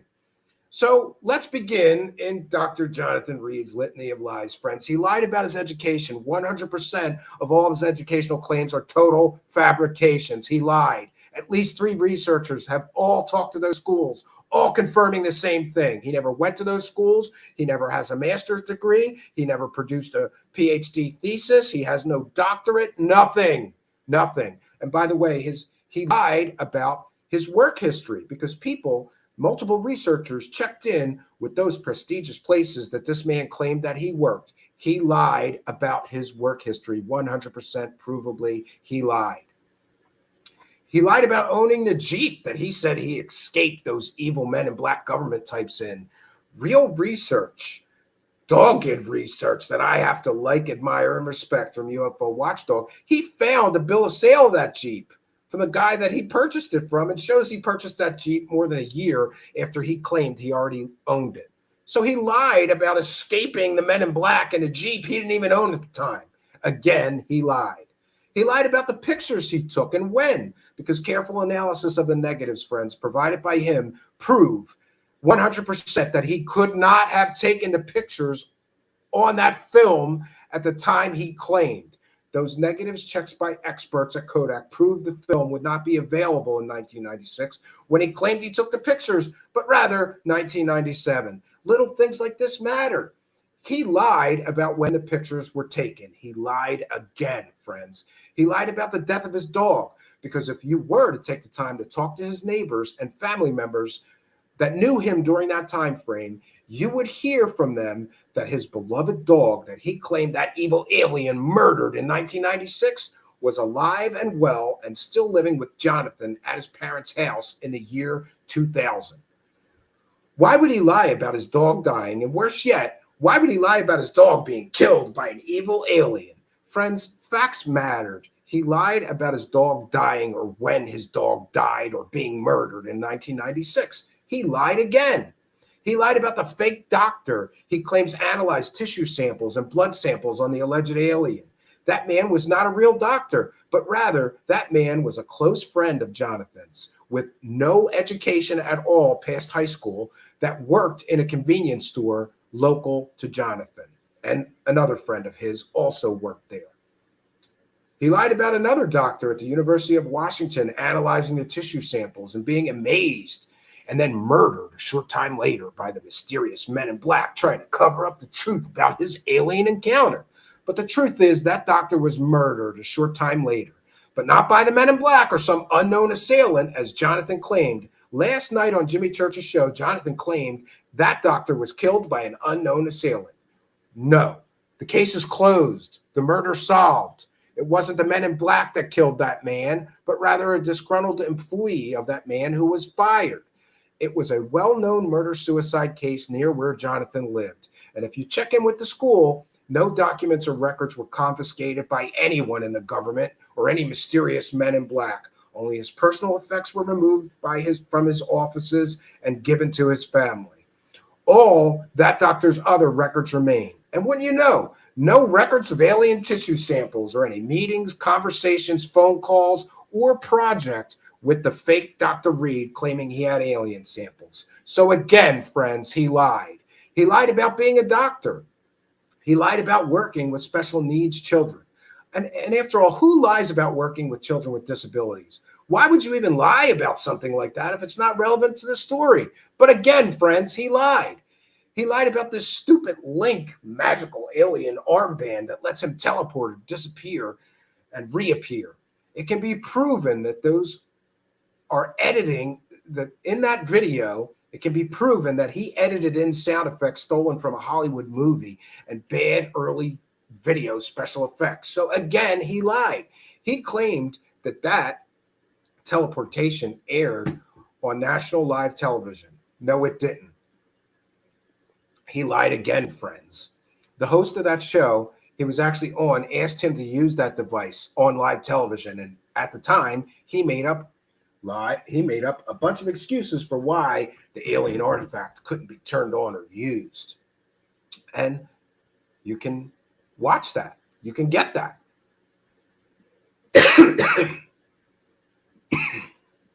Let's go on, friends, with the litany of lies. He also lied about giving a talk to some 700 members of Congress. And I can tell you that he lied about that because, folks, there is only 535 members of Congress, not 700. Are we really expected to believe that some fake doctor gave a talk to every single sitting senator and congressman? Plus, hey, 165 retired ones, I guess.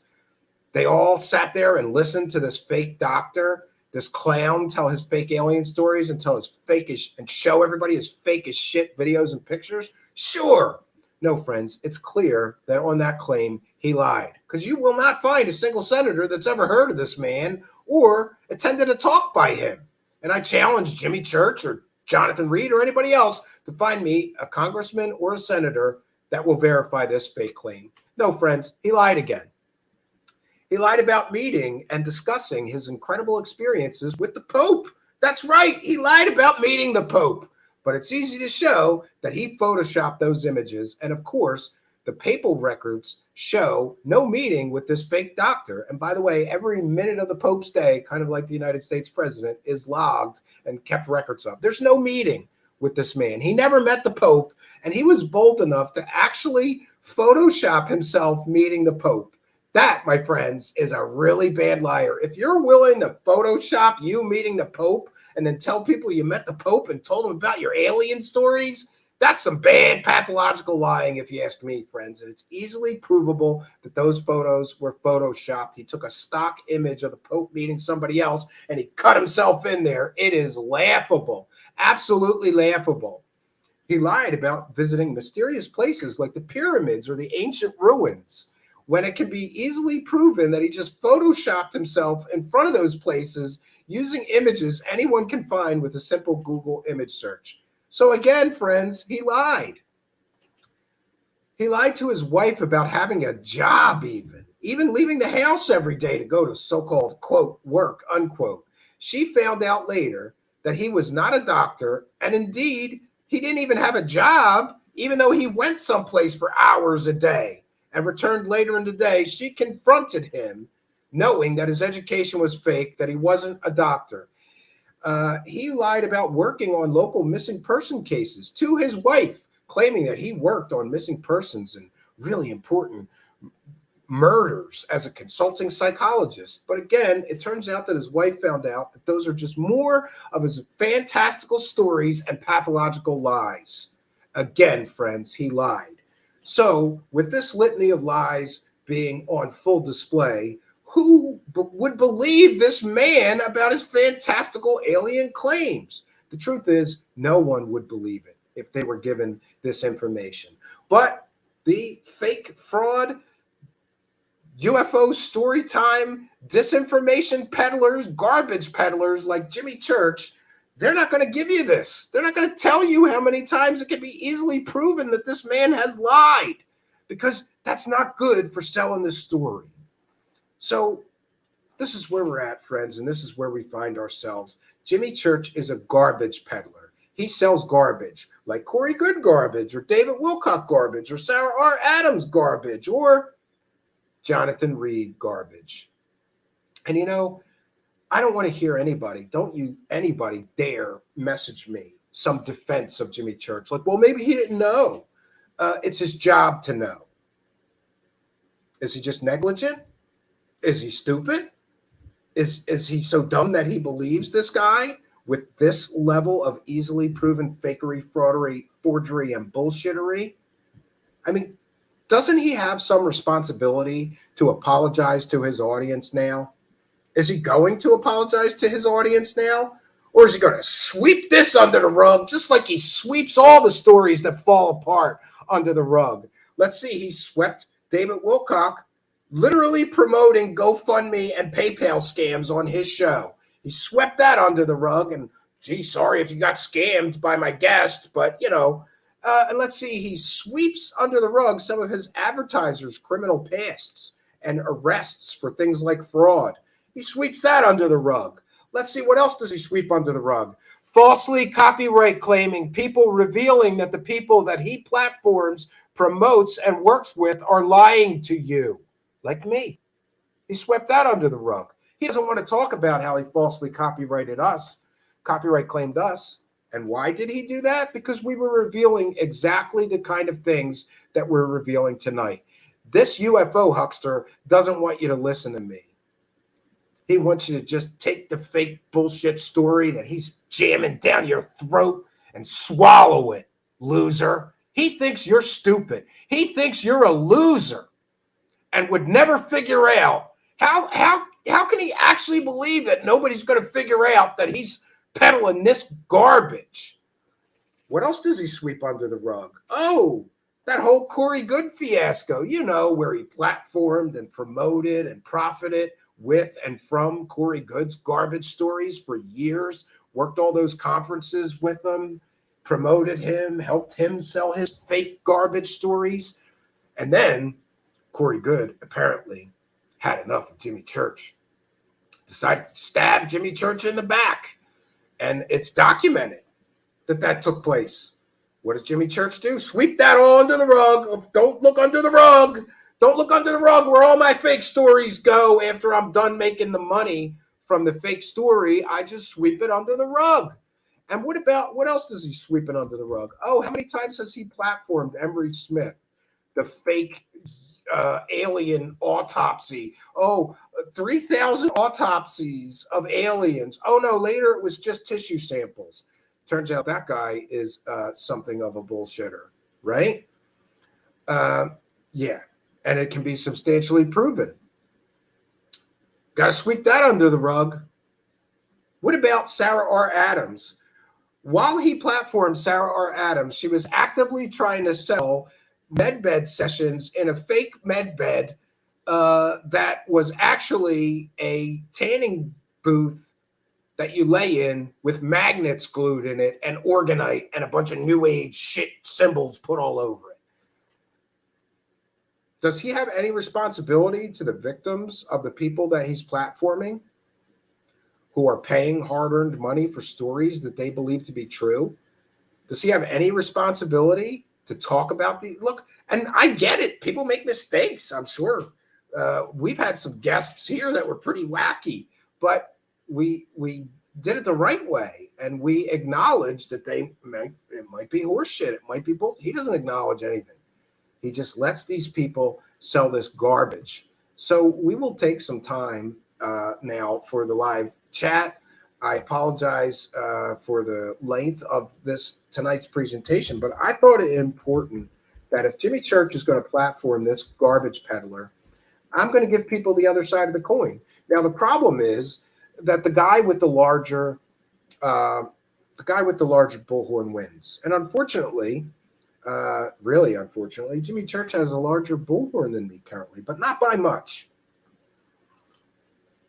So one of the ways that you can all help combat this disinformation, misinformation, and garbage peddling by less than scrupulous people trying to deceive people is to like, comment, subscribe, and share these videos. Most importantly is to share this video on your social media. This is my call to action. Let's band together and tell Jimmy Church it's not okay to platform this level of garbage. It's not okay to lie to your audience by omission and not give them all of the important facts and information that we have freely given you here tonight. This is my call to action. Take this video link, copy it to your Facebook, copy it to your Twitter. Use the hashtag #FTB, fade to black. By the way, someone commented that I always use that hashtag. And we have made it our policy to use that hashtag anytime I tweet a show, because once Jimmy Church got all upset and he was nasty to people who were using that hashtag to share an interview of somebody that I did shortly after he did. That was vastly different. He didn't like people hearing. He didn't like his listeners hearing that he platformed garbage peddlers and didn't do any investigation or push back. So he complained about our people retweeting that hashtag. So we're going to use it every time now. Can't own a hashtag. And there's a lot of other things that I could say, but I think that we've said enough. We've done our due diligence. The best thing that you could do to help us is to tweet out this video. Let's combat these garbage peddlers. Let's do something about it instead of letting them profit from this level of absolute garbage. And I just want to mention to you that there are a few ways that you could support us. And the biggest way is that you can like, comment, subscribe, and especially share this video. It really does help to get the story out there. Unfortunately, many people don't have the time, energy, or dedication to go digging for all this evidence. And people like Jimmy Church are counting on you being too busy to see if this story is true. So all he's got to do is lie by omission and leave out all of the important facts and information we have shared with you tonight. And he wins because he's got a bigger bullhorn. And that's unfortunate, but that's the way the world works. That's the way the cookie crumbles, as they say. And I don't know what else to say here, but I will say this. And one second, I'm just doing a little bit of math here because I want to share with you another sad truth. No, that can't be right. Yeah, I think it is. So by my estimation, with the monetized video that Jimmy Church created with this garbage peddler, the fake Dr. Jonathan Reed, he got so far almost 9,000 views, which means that Jimmy Church, in ad revenue for platforming this fraud and pushing this level of fake disinformation into the community, has made at least $850 in YouTube ad revenue. And I would suggest to Jimmy Church and others within the sound of my voice that run shows that YouTube does have a deceptive practices policy. And I believe a good argument can be made that Jimmy Church platforming this guy and who's claiming that all the things he's saying are true and that he's a real doctor and he's got a doctorate and he's got a PhD and yeah. Jimmy Church doing this could be considered against YouTube's policy concerning deceptive practices and YouTube ad revenue. But, I don't really know. I'm not an expert on the YouTube terms of service, but I do know that it's extremely problematic for Jimmy Church to sit there, not bring up any of the important information that we brought up tonight, and keep that $850 in YouTube ad revenue as his guest. And he, by extension, I suppose, are implying that this is a true story. It's not a true story. And you would have to employ deception in order to make a video that is pro Dr. Jonathan Reed, which is exactly what he did. He made a very pro Jonathan Reed, is this guy's telling the truth sort of a video. It's deceptive. At very best, it is deceptive. And, that may be something that he or other show hosts may want to think about going forward. I don't think that people should be able to make $850 in YouTube ad revenue when the story that they're pushing, and by the way, my math could be off. This is an estimate. I'm no expert. But I don't think people should be able to make any money in YouTube ad revenue when they are purposefully using deception in order to do that and create that money for themselves. I ain't got a problem with that. So we'll take comments and questions from the audience. The Sixth Sense is here, reminding us that spam, deceptive practices, and scams policies could be a real problem. It could be a real problem. Now, I, of course, cannot recommend that anybody do anything in regard to his video. That would be problematic for me. So I'm not going to suggest any actions that somebody should take regarding his video. It's enough for us to say that this is a real problem. And this is not just a problem with Jimmy Church, though he's one of the kings of this slimeball way of producing a lot of money for yourself through deceptive practices. That's my opinion, that he creates a lot of money for himself through deceptive practices. I'm entitled to my opinion. And the Sixth Sense reminding everybody, please use caps for comments and questions that you want to see. Big Fat want to see the pictures of him with Pope. Big Fat Creep. Yeah, of course. Frauds of a feather hang out together. Jimmy Church hangs out with Nick Pope. Jimmy Church hangs out with, frauds like David Wilcock and Corey Good and Emery Smith and Jonathan Reed. Frauds of a feather hang out together. They grift together too. Everybody ever noticed this? But they all reinforce each other. So you tell everybody my fake story is true, and I'll tell everybody that your fake story is true. Then we've each got a corroborating researcher or a witness saying the story's true. Awfully convenient. Awfully convenient. Do you think YouTube should demonetize all conspiracy theory videos?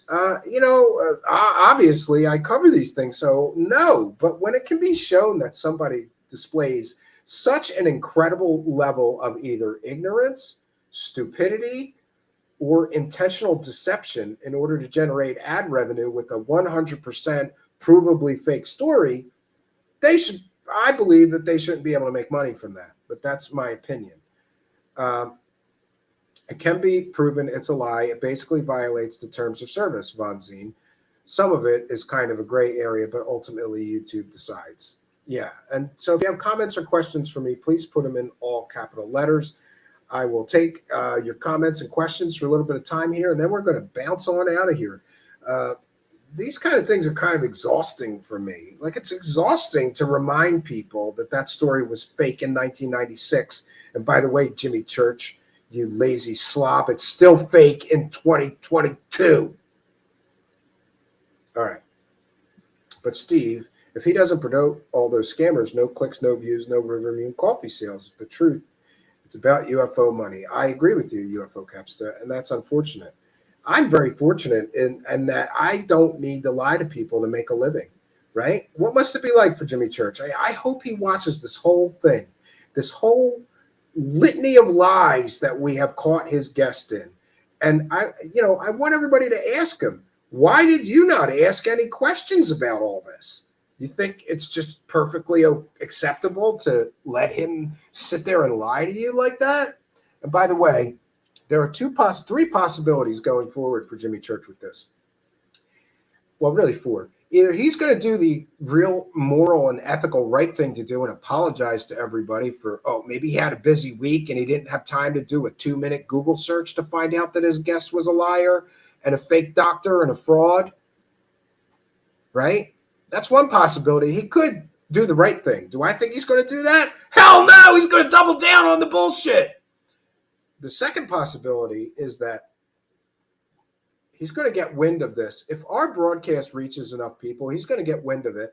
And he and Reed, in my opinion, will conspire together so that Reed can still come out looking okay, but Jimmy can push back on some of this stuff, and Reed can offer his Men in Black bullshit explanations for all the lies he's told over the years, right? That's a possibility. And the other possibility is that Jimmy Church is going to catch wind of this, and he's simply not going to do the part 2, knowing how foolish, childish, and stupid he looks for doing the part 1 to begin with. So that's where we're at, friends, and that's where we find ourselves. Patty says, who is the worst in your opinion? Well, I think the worst garbage peddler of disinformation in the UFO community is certainly Jimmy Church. But Jimmy Church is somewhat unique in that Jimmy Church is such an uncreative person that he's not good enough to be a UFO grifter on his own. So what he does is he just helps all the UFO grifters sell their garbage, fake disinformation stories, which is maybe worse because he reaches an awful lot more people and he pushes out an awful lot more disinformation than any single individual character who's pushing fake stories does. He is the facilitator. The Lord of UFO lies is Jimmy Church. All right. And I want to remind everybody, if you're listening in audio podcast land, now would be a good time to remind you that you're missing half the fun. Please do go on over to YouTube. Click that search bar, that little magnifying glass. Put Truthseekers, one word, in the search bar. You'll see me, the strange guy with sunglasses. Click on that channel. That would be our Truthseekers channel here. It's Truthseekers Show, one word, on YouTube. Or Truthseekers, one word, on YouTube. You should find us. Click on our channel, hit the subscribe button, hit the notification bell, and you too will know when we're doing a live taping. We have this interactive live chat that's great. You can ask me questions. We can interact back and forth. Your comments are well appreciated. We want you to come over here. We appreciate you in audio podcast land and honor you being there and listening, but we would much prefer if you came on over to YouTube. Find us on YouTube. It's Truthseekers.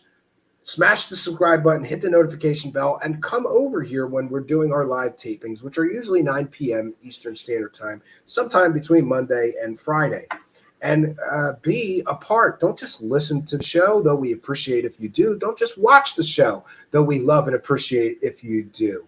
Come and be a part of the show. You are most welcome. Whether you're a believer, a skeptic, anything, we're all here looking for the truth, and you are most welcome to look for it with us. Please do come on by. Okay, we'll take some more comments and questions. 1 second. What about conspiracy theorists on YouTube? I think some of them push dangerous things. After all, Von Zine, some people have literally been driven to kill by becoming obsessed with conspiracy theories online. So it can get very, very dangerous. I don't know what the answer is. It's a complicated issue. Do I believe in censorship? No. But if it's censorship of a medical, absolute 100% medical disinformation, that's a problem for me. If it's dangerous conspiracies that will incite violence in people, yeah, I have a problem with that. But I don't know what all the answers are. I don't know what the solution is. Stamping down on free speech is also extremely problematic for me. So it's a complicated issue. Yes, if he doesn't promote all those scammers, no clicks, no views, no River Moon sales. Yeah. Carolyn, sweet Caroline is here. And every time I see you, sweet Caroline, I think of that song, right? Is that like, whose song is that? Sweet Caroline. That's like an old crooner guy, right? I have to look that up. But I think of the song and the melody pops in my head every time I see you. She says, and thank you for being a member. By the way, if you want to support our show, there's another way to help us. You can become a Patreon supporter and get some extra goodies every month, or you can become a channel member. Click the join button. For the Patreon is $1 a month, and the channel member is $5. You get, for being a channel member, you get all the Patreon benefits plus some YouTube benefits. Like Caroline has a member badge there, identifying her as a big supporter of the show. We love and appreciate all of you kind and generous people becoming members or Patreon supporters. Sweet Caroline says, great show tonight, Stephen. It was absolutely bad. That it was too good. You had us all in tears. Also, check your PayPal later. No, I will check it right now. Thank you for reminding me. I almost forgot, Caroline. Just so everybody knows, there's a few ways to support us. You can throw money, throw a couple of bucks in our hat. It is an excellent way to support us, and there's a few ways to do that. You can click that money button down there in the live chat, or look in the about section of this video. There is instructions on how to send us a couple of bucks and throw some money in our hat on either Cash App or PayPal. We read every single pledger's message. So if you send me a message on PayPal or a super chat, write out a message. We read every single one. So we've got a message from Sweet Caroline, who says, from your favorite member, Sweet Caroline, great show tonight. We need more Kari too. You both were a great duo tonight. Last night. Yes. Well, thank you very much for your kindness, your generosity, and your support of the show. It is much, much appreciated. Thank you, Sweet Caroline, kind and generous channel member and pledger who is helping us tremendously by helping us to praise the cash, friends. Oh, 1 second. I got to find the right one. Yes. Thank you, Sweet Caroline. Much appreciated. Praise the cash, praise the cash, praise the cash. Thank you for your kindness. Thank you for your generosity. Praise the cash, praise the cash, praise the cash.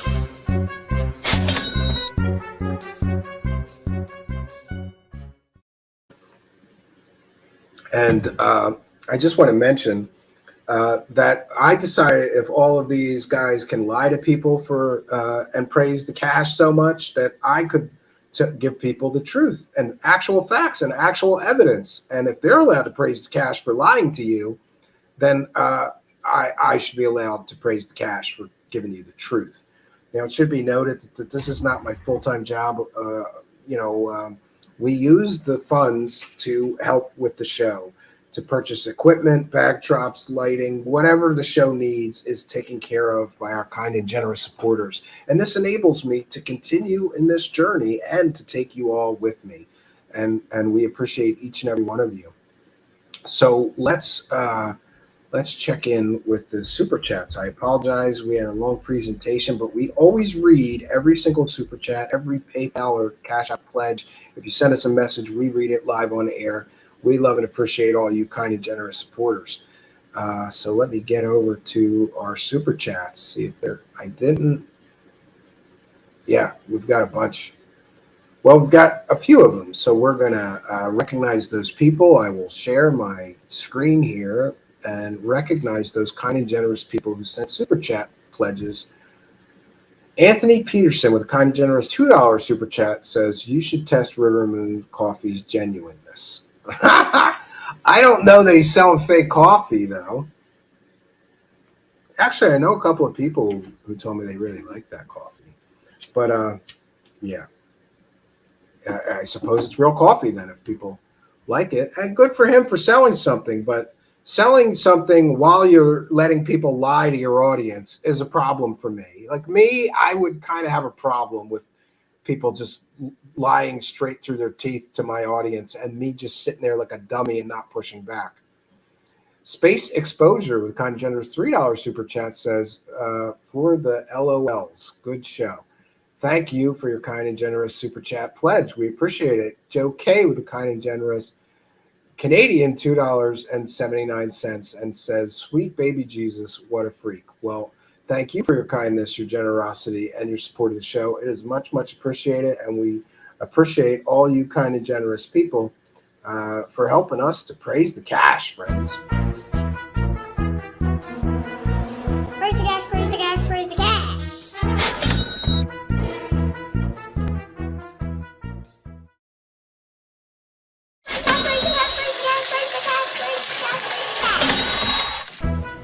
I believe that you will agree with me when I say that in the last few months, and especially the last few weeks, that the anointing of the Holy Spirit on the telecast has been exceptional.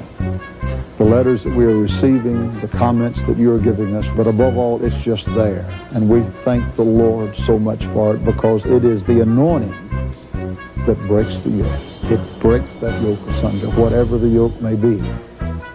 I want to thank you also for the help that you gave us last week concerning the appeals that we made, how we are rejoicing. I wish I could give you a total now. I can't. I just can't. I don't have it yet. But I'm asking you, please. God spoke with a lot of you that did not respond. And we love you and we thank you, but when God speaks to you, I know he'll bless you if you will respond. And if you could send a gift of $50. Praise the cash, praise the cash, praise the cash.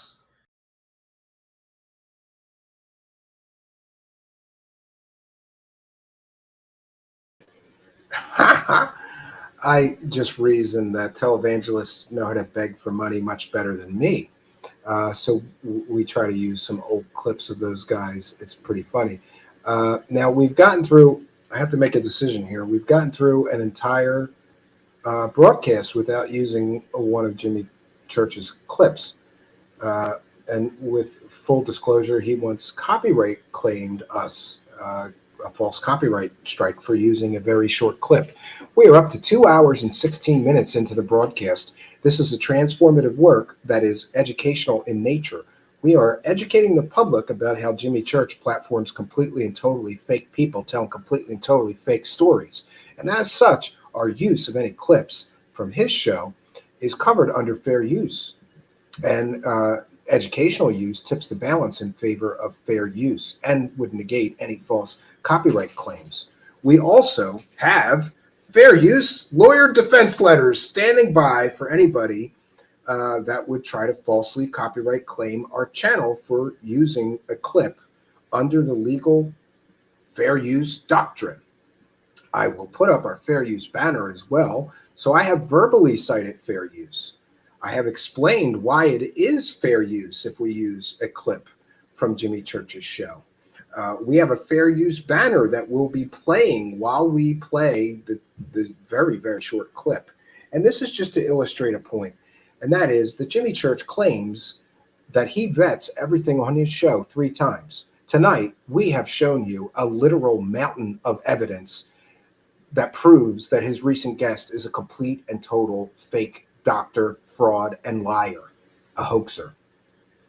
We have proved that with facts and evidence. Yet Jimmy Church still wants his listeners to believe that he vets everything on his show 3 times. And we have evidence or proof that he claims that. And it can be substantially proven with tonight's broadcast that he doesn't vet anything. But I want you people to hear what he says about vetting guests and information that he presents on his show.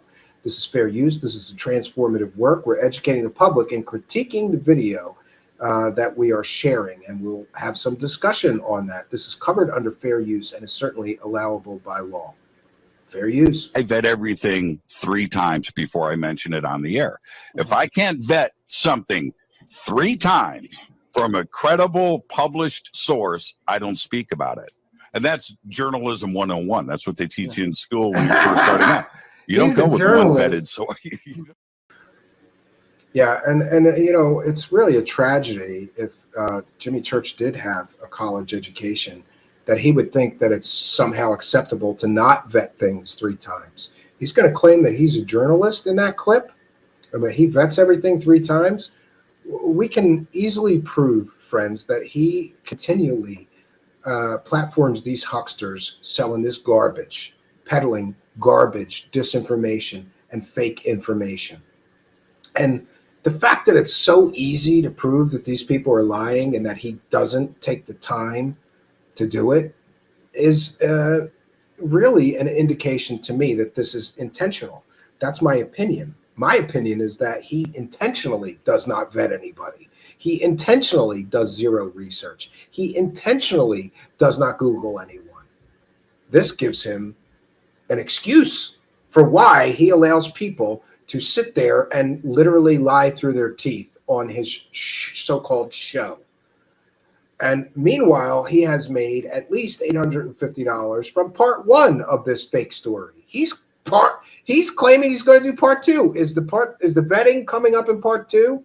Are you going to present all of the overwhelming and substantial evidence that we have presented here tonight, proving that this man is a fake doctor with a fake education, with fake doctor friends that work at convenience stores near him that helped him peddle this fake garbage? And Jaime Maussan, the king of fake alien stories, including, let's see, the alien Nazca mummies hoax was peddled by Jaime Maussan. The fake fairies hoax was peddled by Jaime Maussan. The marmoset monkey that was mummified that somebody claimed was an alien was peddled by Jaime Maussan.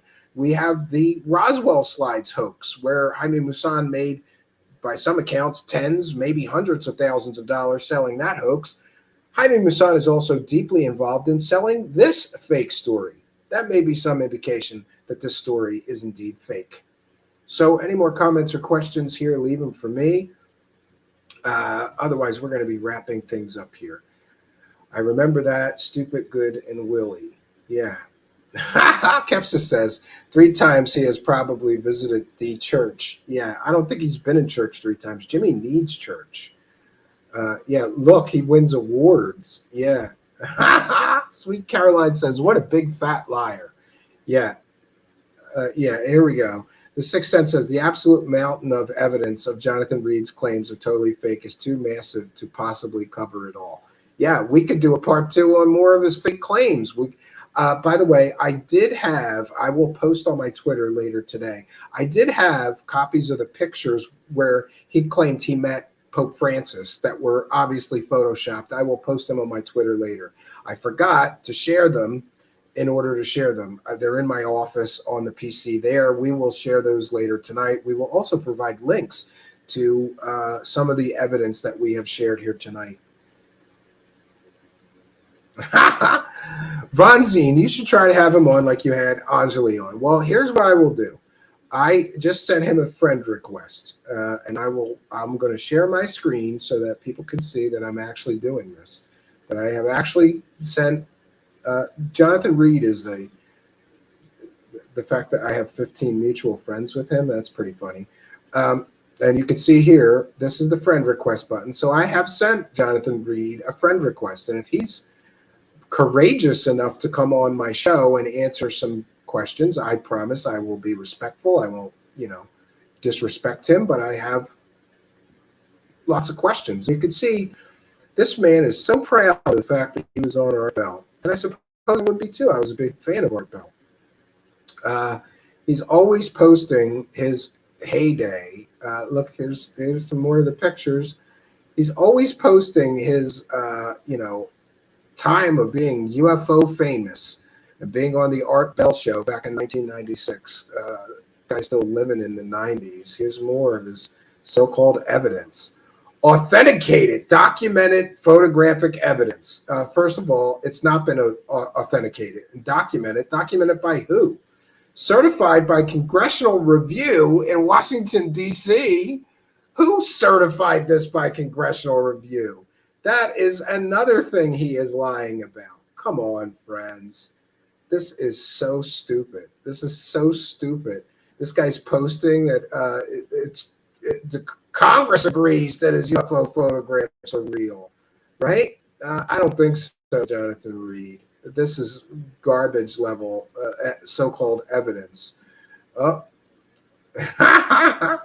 Here's him claiming the negatives are real. Well, the negatives are real negatives, but you lied about when you took the photographs with that film stock, But anyway, here's his Facebook. He's still very active on Facebook, claiming that this is a true story. By the way, here's a picture of the alien obelisk, which I can guarantee you was a magic trick optical illusion called a Super X levitation.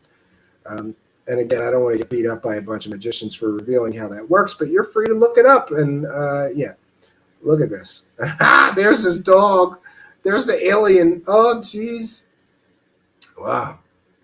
And here's him with Art Bell, but he photoshopped this. He was never in the same room with Art Bell. He called into the show. So he photoshopped himself.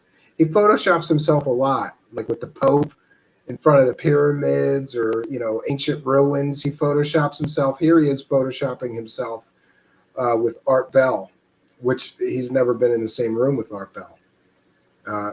There's the picture of the freezer he put the alien in. There's the dog that he claimed died, but years later, we would find out that the dog was still alive in, was it 2000 or 2001, right? Oh, and he's a Trumper, too, on top of it. Look at this. Oh, this is great. Extra dimensional, extraordinary alien life. And he posts a bunch of fake alien pictures along with his fake alien pictures. And look at the stupid people. Why can they not look more beautiful? That's so weird. Aliens are always perceived in that shape. They are so beautiful. Aliens exist in a weird universe. Yeah. And of course, here, he can't wait to tell everybody about it. He's going to be on Fade to Black with his fake alien story and his fake alien artifact, a link. Oh, the most extraordinary documented evidence ever presented of a close encounter in history. Now, friends, we've seen that evidence earlier in the broadcast. Did you find that evidence to be extraordinary? Oh, it's extraordinary. All right. Extraordinary bull. That's what it is, friends. It's extraordinary bull. So he's very prolific in his posts, still claiming that he, interacted with these aliens in 1996. So just to be clear, so that everybody understands what we're doing here, we've had a request from the Peanut Gallery. I heard, who was it? Oh, Dark Journalist calls his chat room the Ideas Room. And all I've ever come up with to call our chat room is the Peanut Gallery. We got to come up with a better name. But we've had a request from our audience. And by the way, we aim to please here. If you guys want to see me do something, we at least attempt. So people want to see if this guy will submit to an interview with me. I have sent him a friend request on Facebook. Some people know if I send him a message, it'll go in his message requests, and he likely will not see it. But if he accepts my friend request, he will see a message that I sent him. Otherwise, I'm going to try to find an email for him or other people that are friends with him and send him.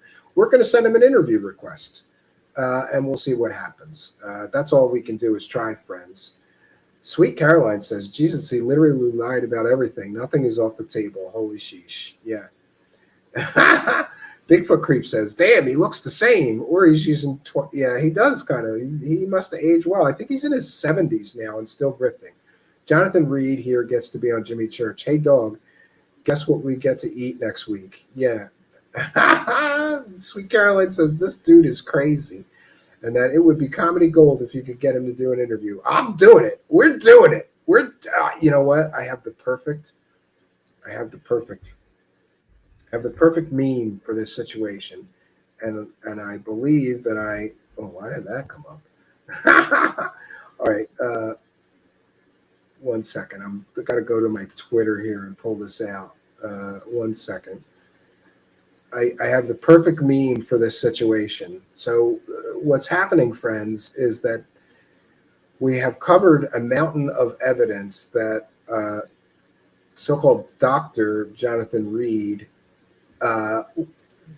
is a fraud and a fake and a garbage peddler. But people here want me to still interview him, so we're going to try to do that. And here's my attitude about that. F it, I'm in. Let's do it. Let's interview this guy. Or at least I'll send him an interview request. Now, do I think that he's going to have the balls to actually come here and answer any questions? Of course not. Of course. I'm going to ask. All I can do is ask, friends, because I'm in. I'm all chips in on this one. Let's do it, friends. That would be comedy gold if he actually agreed to it, right? What? Yeah. Please email me later. Appreciate it, friend. Yeah, I will definitely message me on Twitter. DM me right now, Mothership. What is your Twitter handle again? It's I'm going to forget it. Patty says, please get this guy. Yeah, everybody wants to see me interview him. I'll ask. That's all I can do, friends, is ask. But you know that a lot of these guys know better, right? You guys know they know better. They're going to check out the channel and see that we just ripped him to shreds. I don't think that he is going to want to actually come here and do a real interview. He only wants to do the softball circle jerk interviews with people like Jimmy Church that aren't going to question his ridiculous fake made up work history or his ridiculous fake made up education, etc. Right? That's what happens here. So here's what we're going to do, friends. We're going to take a short break, and then I'm going to return, and we're going to have a discussion here about disinformation in the UFO community. So get your comments or questions ready for me. I would appreciate that. You lost your glasses. Well, I'll try to message. Did you email me before at truthseekershow@gmail.com? And is it under the mothership? I'll find your email. I'll figure it out. I will definitely email you. Right? They do, but you've had some others do interviews and had hilarious results. Yeah, what was that one girl that forgot who? She didn't even know what my name was. I interviewed one conspiracy land nutter that was claiming that some beer company were satanic pedophiles because she saw a diaper outside, and she didn't know what my name was. While I was interviewing her, she asked out loud, like, somebody mentioned Steve Cambion in the live chat, and she's like, who's Steve Cambion? I don't know who that is. While she was sitting in, virtually sitting next to me, being interviewed. She didn't know who I was. Yeah, write me a note to truthseekershow@gmail.com, Mothership Podcast, and I will certainly get back. Big Fat Creep says, Steve, who be that? Yeah. Oh, it was Lauren Pritchard. Yes, you are right. Bigger nutter in conspiracy land you've never met. And it was surprising to me that she had absolutely no care. I talked to the family of that beer company. It was a small microbrew run by a family business, and they were devastated by her unproven, untrue, completely without evidence accusations that the company was somehow run by satanic pedophiles. She was glad. She was glad that they were in distress about that, or that they had to hire, public relations and people to handle that situation while she was going on the local news, just telling people, making these absolutely slanderous accusations about this poor beer company. All they're trying to do is make a living making beer. Suddenly she pulls them into her conspiracy driven life. Yeah. Joe K says, Reed reminds me of Stan Romanek. Yeah, he is somewhat similar to Stan Romanek in many respects. Stan Romanek, some may recall, was the fraud. Oh, by the way, Jimmy Church worked for the same company that put out the Stan Romanek story. And we would find out shortly after the Stan Romanek documentary came out that Stan Romanek was a huge fan of kiddie porn. And he got arrested. And Stan Romanek even tried to throw his own son under the bus at one time in court, claiming that the child pornography that the government caught him in possession of actually belonged to his son, and his son put it on his computers. Later, he would claim that the Men in Black, in a vast government cover-up and conspiracy, put that kiddie porn on his computer to shut him up because he was telling everybody the truth about those aliens. It's another ridiculous story with the con artist, scumball, UFO profiteer at the heart of it, right? Sweet Caroline says, I highly recommend you watch this whole video, Wreaking Havoc 215. You'll be crying laughing. Well, I'm glad that everybody, had a good time. Solar Marshall says, the fakest story ever. I did a bunch of work on Jonathan Rudder, a.k.a. Jonathan Reed. You should have. I wish I would have known that, Solar Marshall. I would have had you come and be a guest tonight. I did my best, though. We covered the whole, all of this. So this guy lies You know how you know that this fake doctor, Jonathan Rudder, a.k.a. Jonathan Reed, is lying? You know he's lying when his mouth starts moving. Church claims to thoroughly look into his guests before the interview. Yeah. The lie detector determined that was a lie, Wreaking Havoc 215. And by the way, I want to talk to you off air because we're going to get with you to start looking into some of your claims. And we're also going to invite you here to Casa de Cambion, to my house, because I'd like to start having guests in person right in the studio when we do shows. You're local to me, so you're on my list to do that with. The Sixth Sense reminding people, please use caps for comments or questions. Yes, please do that. We would appreciate that very much. Yes, Lauren tried stand-up comedy in Austin for a while. Total loser. Yeah, her stand-up was really bad. Somebody sent me one of her links. And by the way, I encourage people to try things they've never tried. And if you have a dream in your heart, go try it. Don't let people tell you no. But just another attempt to find some kind of spotlight. And her comedy was pretty weak. Really, really weak, right? World in Chaos calls her a bonefish nut job. Well, yeah, I really don't know, right? I really I can't even comment on her, right? Solar Marshall says, I was at work, bro, till a half hour ago. Well, good, yeah. So we are going to find a musical guest. We haven't done that in a little while. And we're going to have a musical guest. And when we return, at least I thought we were going to. Oh, yeah. I keep forgetting there's two, I have what we call brands here in StreamYard. And in one, I have all the stuff we started our show with. And in the other, I have all the newest stuff. So things are getting a little more complicated here. But, look, I'm going to use that line from Kari or Spooky. This is just another day in ufology. This level of stupid, childish, fake stories. It's just another fake story. So what can I say, friends? We're going to take a musical break. In the meantime, I encourage anybody, if you're feeling generous, get any of those pledges in, because we will be wrapping things up shortly after our musical guest. And our musical guest tonight will be Bong once again with their song, Those Who Pray. Some people prey on their listeners. Some people let their guests prey on their listeners. Yeah. What else can I say? So we'll take a short musical break. We'll be right back, friends.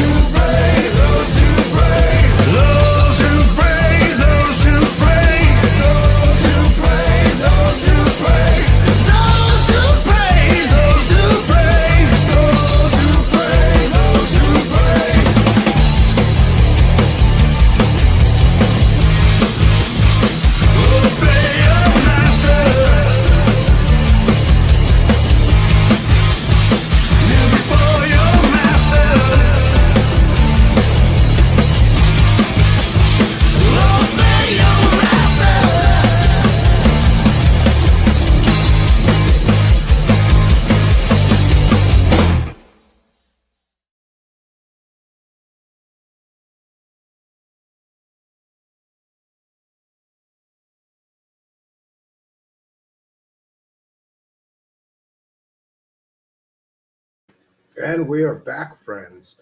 And I was reminded during the break that there was something that I indeed wanted to share with the live chat. So I forgot, but if you would like to see someone recreate shot for shot all of uh, Reed's fake evidence, I'm going to put it here in the live chat. In an episode of Fact or Faked, um, the whole crew recreated all of the so-called evidence in this case.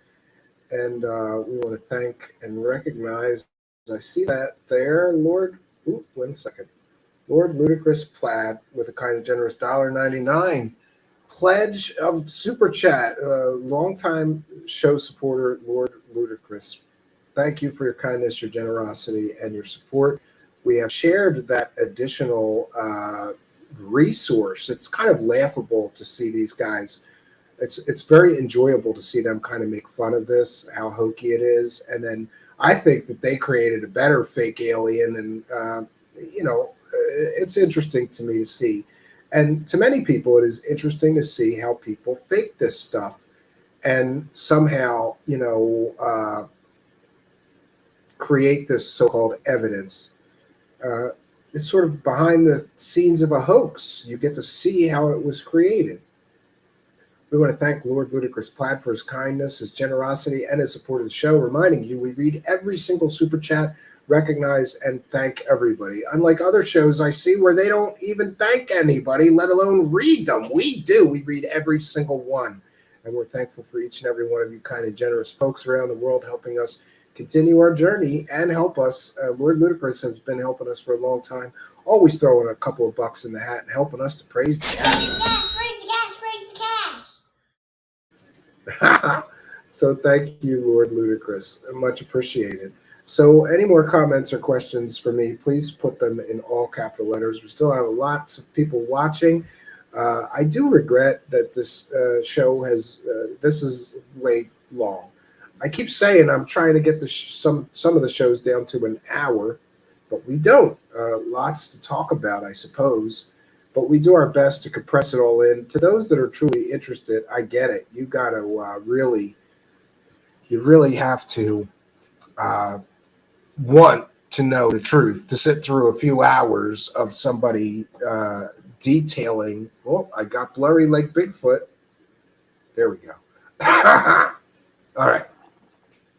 World in Chaos with a kind and generous $9.99 super chat says, great shows this month, bro. Thanks. Well, thank you for your kindness, your generosity, and your support of the show. It is always appreciated. Longtime show supporter and live chat attendee, World in Chaos 76.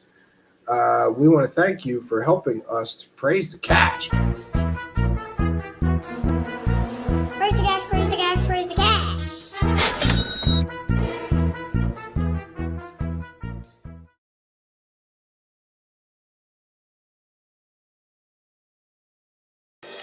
Here's what I want you to do. If the Lord is speaking to you, ushers, bring some baskets down. Just leave them there. I'm not finished. I got one more point to make. This is what I want you to do. Thank you, Miss Marguerite.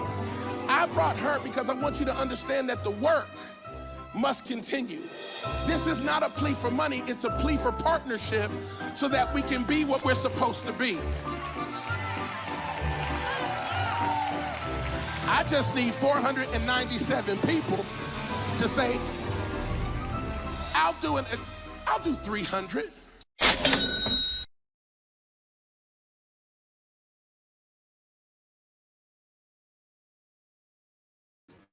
Okay, we are back. So thank you, World Chaos. We recognize and thank you for your kindness and generosity and support of the show. Longtime show supporter. We love it.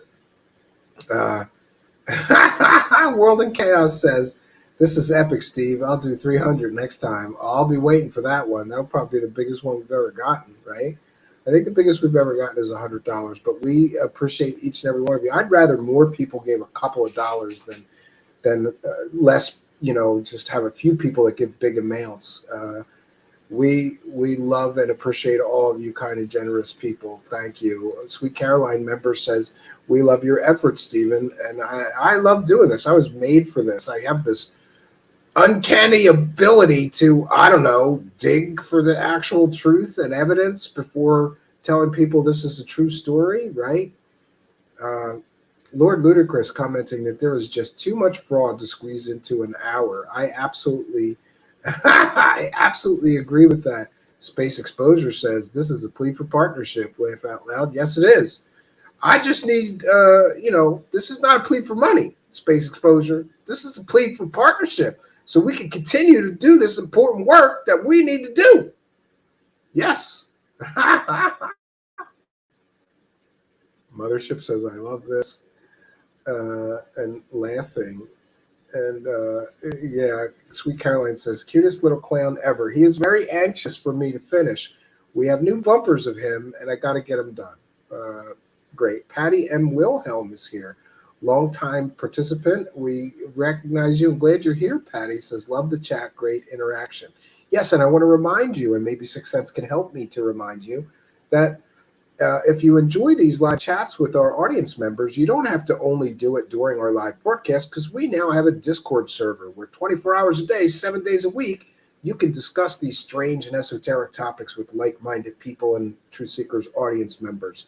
We have different sections for all different kinds of conspiracies and aliens, and all of that is available on our Discord, and you may enjoy participating in the Discord. And Truth Seekers, Sixth Sense reminding everybody, Truth Seekers can also be found on Facebook. Mothership says, laughter is everything. World in chaos. After my own heart. This is great to remind people that super chats can go up to $499. I think they go higher than that. I'm pretty sure that I've seen people give huge super chats to some of these grifters, right? Joe K says, Stephen, have you been asked to be part of any upcoming documentaries? Well, thank you, member Joe K, for your kind question. And no, my phone has not rung. I'm not scheduled to be part of any. However, many of you know that I'm interested in producing some documentaries myself, and I continue every week.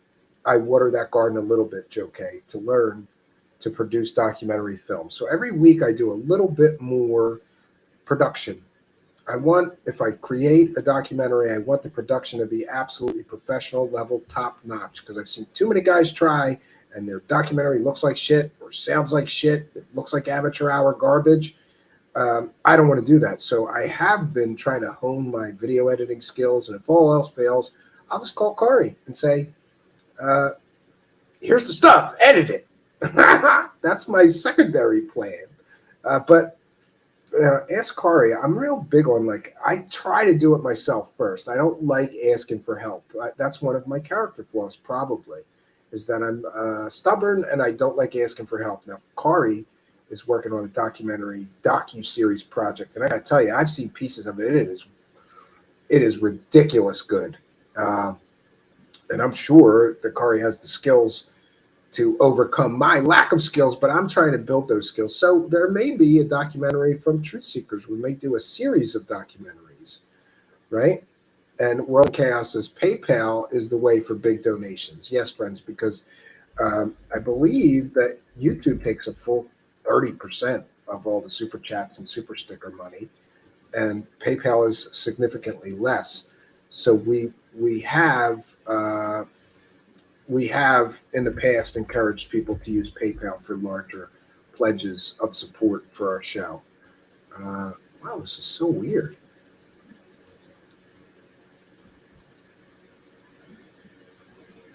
That's weird. I was trying to get to PayPal. Make sure we don't have any more on the way out. I always feel bad when somebody sends a super chat right at the end, or PayPal right at the end of the show, and we miss it. But if we do that, we call it out on the very next show. No, we're good. We are good. So we thank all of you kind and generous supporters. Lord Ludicrous says, I always laugh so hard during the rapid fire message read. Yeah, I'm sorry. I got to figure out a better way to do this, right? I wish that I had a producer that could sit and just put the super chats on the screen while I'm doing the show. Because if somebody else was popping the super chats up on the screen, I would just see it and then I would read it. We're going to figure out a better way to do this. The other thing that I can do, and I haven't done this in a while, 1 second. We can do a pop-out chat. And then I can share that. I should be doing that during some of those presentations, right? And there's the pop-up chat, of course, so that we can recognize our supporters and people in the live chat. And we're moving on to more comments and questions, wrapping up the pretty clear-cut case of stupid fake story from none other than the fake Dr. Reed, right? I'm a little bit behind in the chat. Yeah, the Sixth Sense is reminding everybody of the Discord that you too can join. And the Mothership is thanking everyone for being here. It's nice to be around friends. You are most welcome here. How is your show doing, Mothership Podcast? And why don't you come and be a guest here? And we'll do like a quick one night and just tell everybody about your podcast, how it's going, what you're working on. For those unaware, the Mothership Podcast was also known as Wild Ascension and did some of the David Wilcock editing and things and helped us here. And we're happy to see her off on her own, starting her own incredible journey into being a show host. Love to help those people. So you hit me up and we'll see if we can't get you on the show and have you come here and talk up your show, and we'll see what help we could be. I wish you all the best of success. It's like sometimes people come and help me here and I go, you're way too talented to not do your own show. And I love to, when I see them go and do that. Proud of her. She's doing great. I hear. I caught the first couple and I haven't caught up. I'm going to go look into that after the show. I need to download Patreon, or I guess you mean Patreon? Yeah, the Mothership. David Wilcock gets his sock puppet accounts to donate thousands to himself each new live broadcast. A lot of people have mentioned that, right? Lord Ludacris said, Stephen is too honest to be in a documentary. They don't like that. Yeah, and Sixth Sense is reminding people of Kari's channel, who also went off and became a show host. And we wish Kari all the success in the world with her friends, those crystal hippie bitches. That from that one time I was abducted by aliens. There's Kari's Twitter. And be sure to check out that One Time I Was Abducted by Aliens podcast with Kari, now one of the co-hosts, right? And the Success is sharing the Mothership podcast link. We like it. Sweet Caroline says, this community is the best. Somebody mentioning that a certain Hoofon is brushing his tooth on TikTok live tomorrow morning. Okay. Yeah, I don't, honestly, that guy's already in my rear view mirror. I could give a shit with that guy. He does love to throw digs at me like I don't work hard enough. I don't do enough shows. He does more shows than me. Okay. That guy sleeps all day, the lazy slob. I actually take care of children from 7 a.m. to 7 p.m. every day. 2 of them. One of them being a special needs child. Ask anybody who has spent some time being a caretaker for a special needs child. It takes a lot of energy, a lot of passion, a lot of showing up. The first rule of being a good father is showing up. I always show up. I have my good days and I have my bad days, but I always show up. And every day I try to do my best. I keep trying to be better at being his caretaker. And it's summer. I'm the caretaker of both of them for the time being. But the good news is I think it's not next week, the week after, they're returning to school, which means that I should have a lot more time to do the show. The Mothership Podcast says, love to be a guest. Thank you. I got a job at Cracker Barrel, and now I'm managing many positions. But I will message you. I lost my glasses, but I'm going to get it. Thanks, friends. All so nice. Yeah, I'd be happy to help you. And I liked your first couple of shows. You're doing a great job with the production, making me look like a slouch. Thanks. She's got really nice bumpers and music and stuff with her show. Looks a lot more professional than mine. I'm a little jealous, you know? Maybe you should help me, right? Wreaking Havoc says, this channel is a refreshing change to all the fakery and BS out there. Yeah, I thank you for your kind comment. Mysterious Oklahoma saying you're a good man, Stephen. And thank you for that comment. But, you know, I never want credit. You know, I don't like when people expect to get credit for doing things that they're supposed to do. Like, you ever hear somebody say, like, hey, I take care of my kids? You're supposed to. You're their parents, you know? Like, but it is worthy of mention that when some other slob show host that lives in his parents' house, or I'm sorry, in a trailer in his parents' backyard, starts talking smack on me, he sleeps all day. He can do a show every day, and he does no work, no research, does not make any phone calls, doesn't provide any evidence. He just talks. So of course he can do 6 shows a week rambling about nothing, or just looking on Twitter. What's everybody talking about? Let's talk. Let me ramble about that for 2 hours and try to convince people that my opinion matters while I have no evidence, no research to show anybody, and I haven't investigated shit. But I'm going to tell you, you should just believe me because I say so. Trust me, dude. And working for hoaxers, right? Look, people would say whatever they want. I don't work for known hoaxers who got their entire platform by faking shit early on. Oh, but we're supposed to believe they don't fake things anymore. Yes, they do. Yes, they do. And we caught them. But like I said, this clown is in my rear view, and we're going to be blowing right by that clown and his shit show. I don't care. King of Hugo Mundo. Good to see you again. I don't know that I have seen your name in the live chat for a while, but glad to see you. Says that disappearing and appearing with the audience going crazy. Too funny. Yeah, and it's a very obvious sound effect. It's not the real audience reaction because that never happened, right?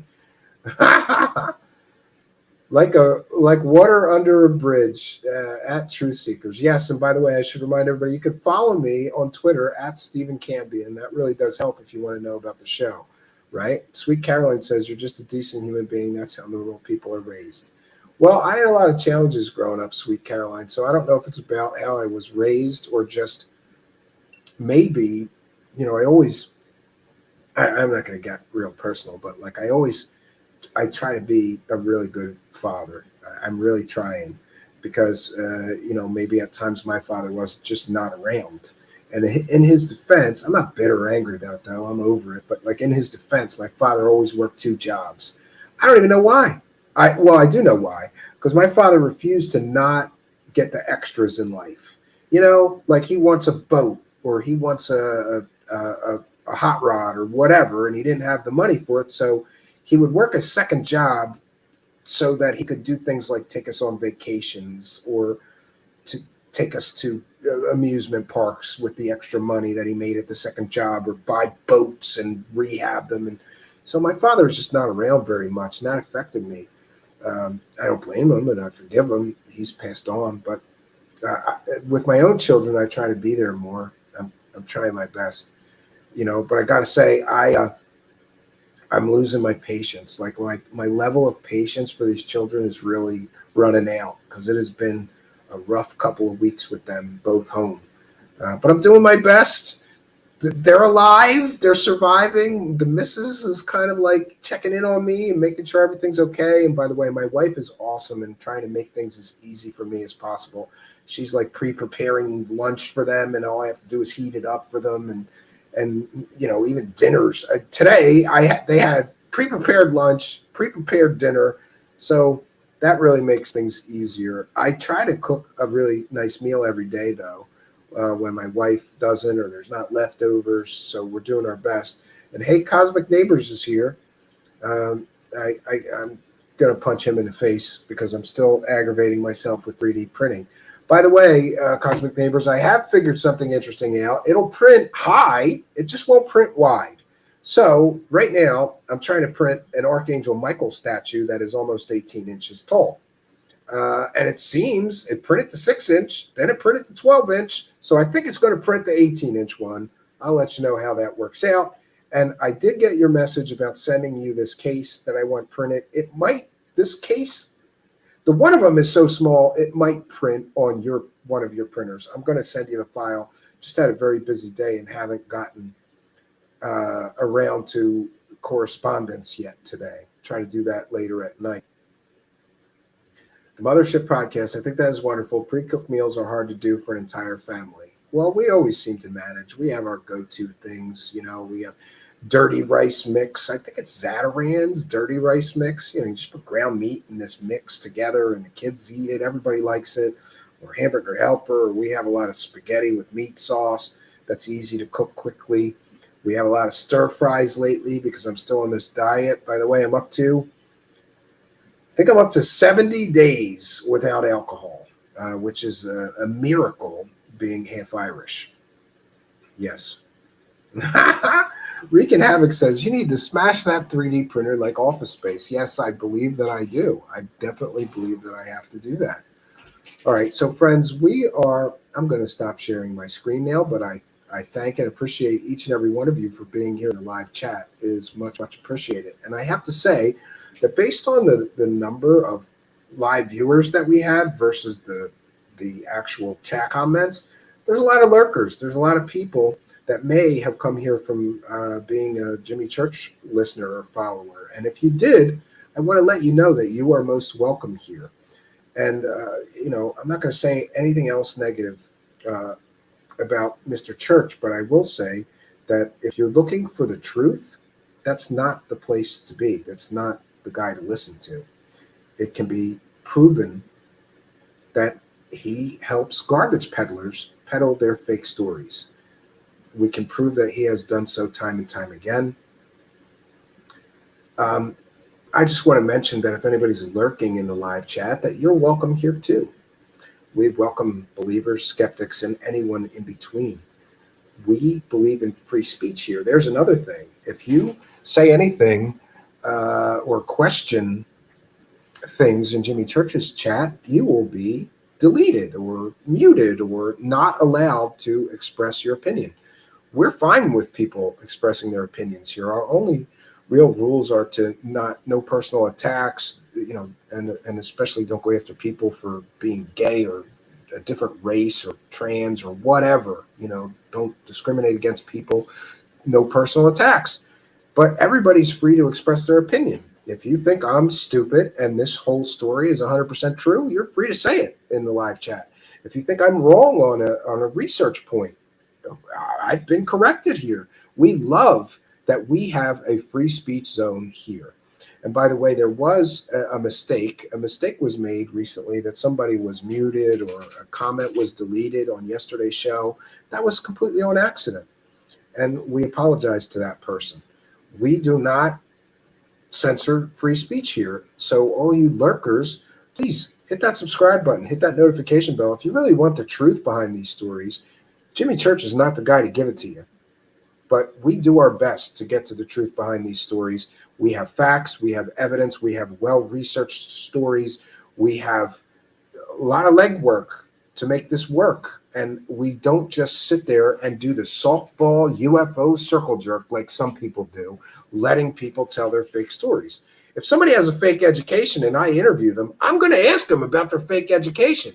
Not Jimmy Church, not some of these other UFO circle jerkers, and they know the guy's fake. This guy was fake as a $3 bill, and people know it, but they know they can make money off of this garbage peddling. So that's what they do. They peddle the garbage, friends. So, I am going to bounce on out of here, friends. And I got to tell you, it has been a long day for me. So I'm going to try to get some rest, and we will be back tomorrow night at 9 p.m. Eastern Time with another live Truth Seekers event. And tomorrow night is going to be fun. You definitely want to be here 9 p.m. Eastern Standard Time. You are most welcome to be here tomorrow night for another Truth Seeker show. Even though some lazy slob hosts that sleep all day and work for hoaxers and lie to their audience, lie through their teeth. Oh, wait, they don't have teeth. Well, they lie through their mouth. They lie through their fake mouth. Wait, their mouth's not fake. They lie through their lips. They lie through their lips and their fake teeth to their audience, calling other people out for fakery and fraudery, but not their own employers who they work for, the biggest fraudster hoaxers in this thing, third phase of fake. Those people can, slag on me for being lazy. I don't do enough shows. Listen, I only do shows if I have done work worthy of doing a show. I don't just go babble for 2 hours like some people that are on the take, right? That work for hoaxers. But like I said, some things you just have to put in your rear view mirror, friends, because those people, they can't go where you're going. You have to leave them in your rear view mirror. And that's what I'm content to do. So I did mention a lot about Jimmy Church and what all this mess and the fact that he's now dragging Christina Gomez into this, because now she has to sit there and act like she doesn't know that he's platforming this level of fake story and that he's pushing this completely and totally fake doctor, calling him doctor through a 2-hour interview and planning on do part 2. She has to keep her mouth shut about all of this. And I would submit to everyone within the sound of my voice that if you truly, I've heard of, there are some other show hosts that claim they are Christina Gomez's friend. How many of you have gone to her and told her that taking all of the benefit of Jimmy Church's help and him giving her radio show deals and pulling her close to him may not be good for her? How many of you people who claim to be her friend have expressed real concern that she has to sit there and keep her mouth shut while Jimmy Church is pushing this level of garbage out into the community, this level of fake, provably fake stories out into the community? Have any of you people who claim to be Christina Gomez's friend got her aside and said, maybe, just maybe, you don't want to work for somebody who is going to muzzle you and make you keep your mouth shut about all the dirty dealings in order to keep those benefits that you're reaping from your association with slimeball co-host extraordinaire of hers, Jimmy Church? I mean, it's unfortunate. This girl is a young girl. And, speaking as a father, if I was her father, I would want somebody to go to her and say, you can't continue to keep your mouth shut while this guy is doing this and maintain any 1% degree of credibility. In order for you to just keep getting these benefits, do you really think you got to that it's a good idea to just keep your mouth shut about what your co-host is doing, about the garbage peddling your co-host is involved with, his history of peddling garbage? Does she really think it's a good idea that it makes her look credible, that she has to sit there? I guarantee she's not going to comment on any of this. She can't, or she'll lose whatever it is that she's getting from Jimmy Church. And Jimmy Church is using her to try to stay relevant to young viewers.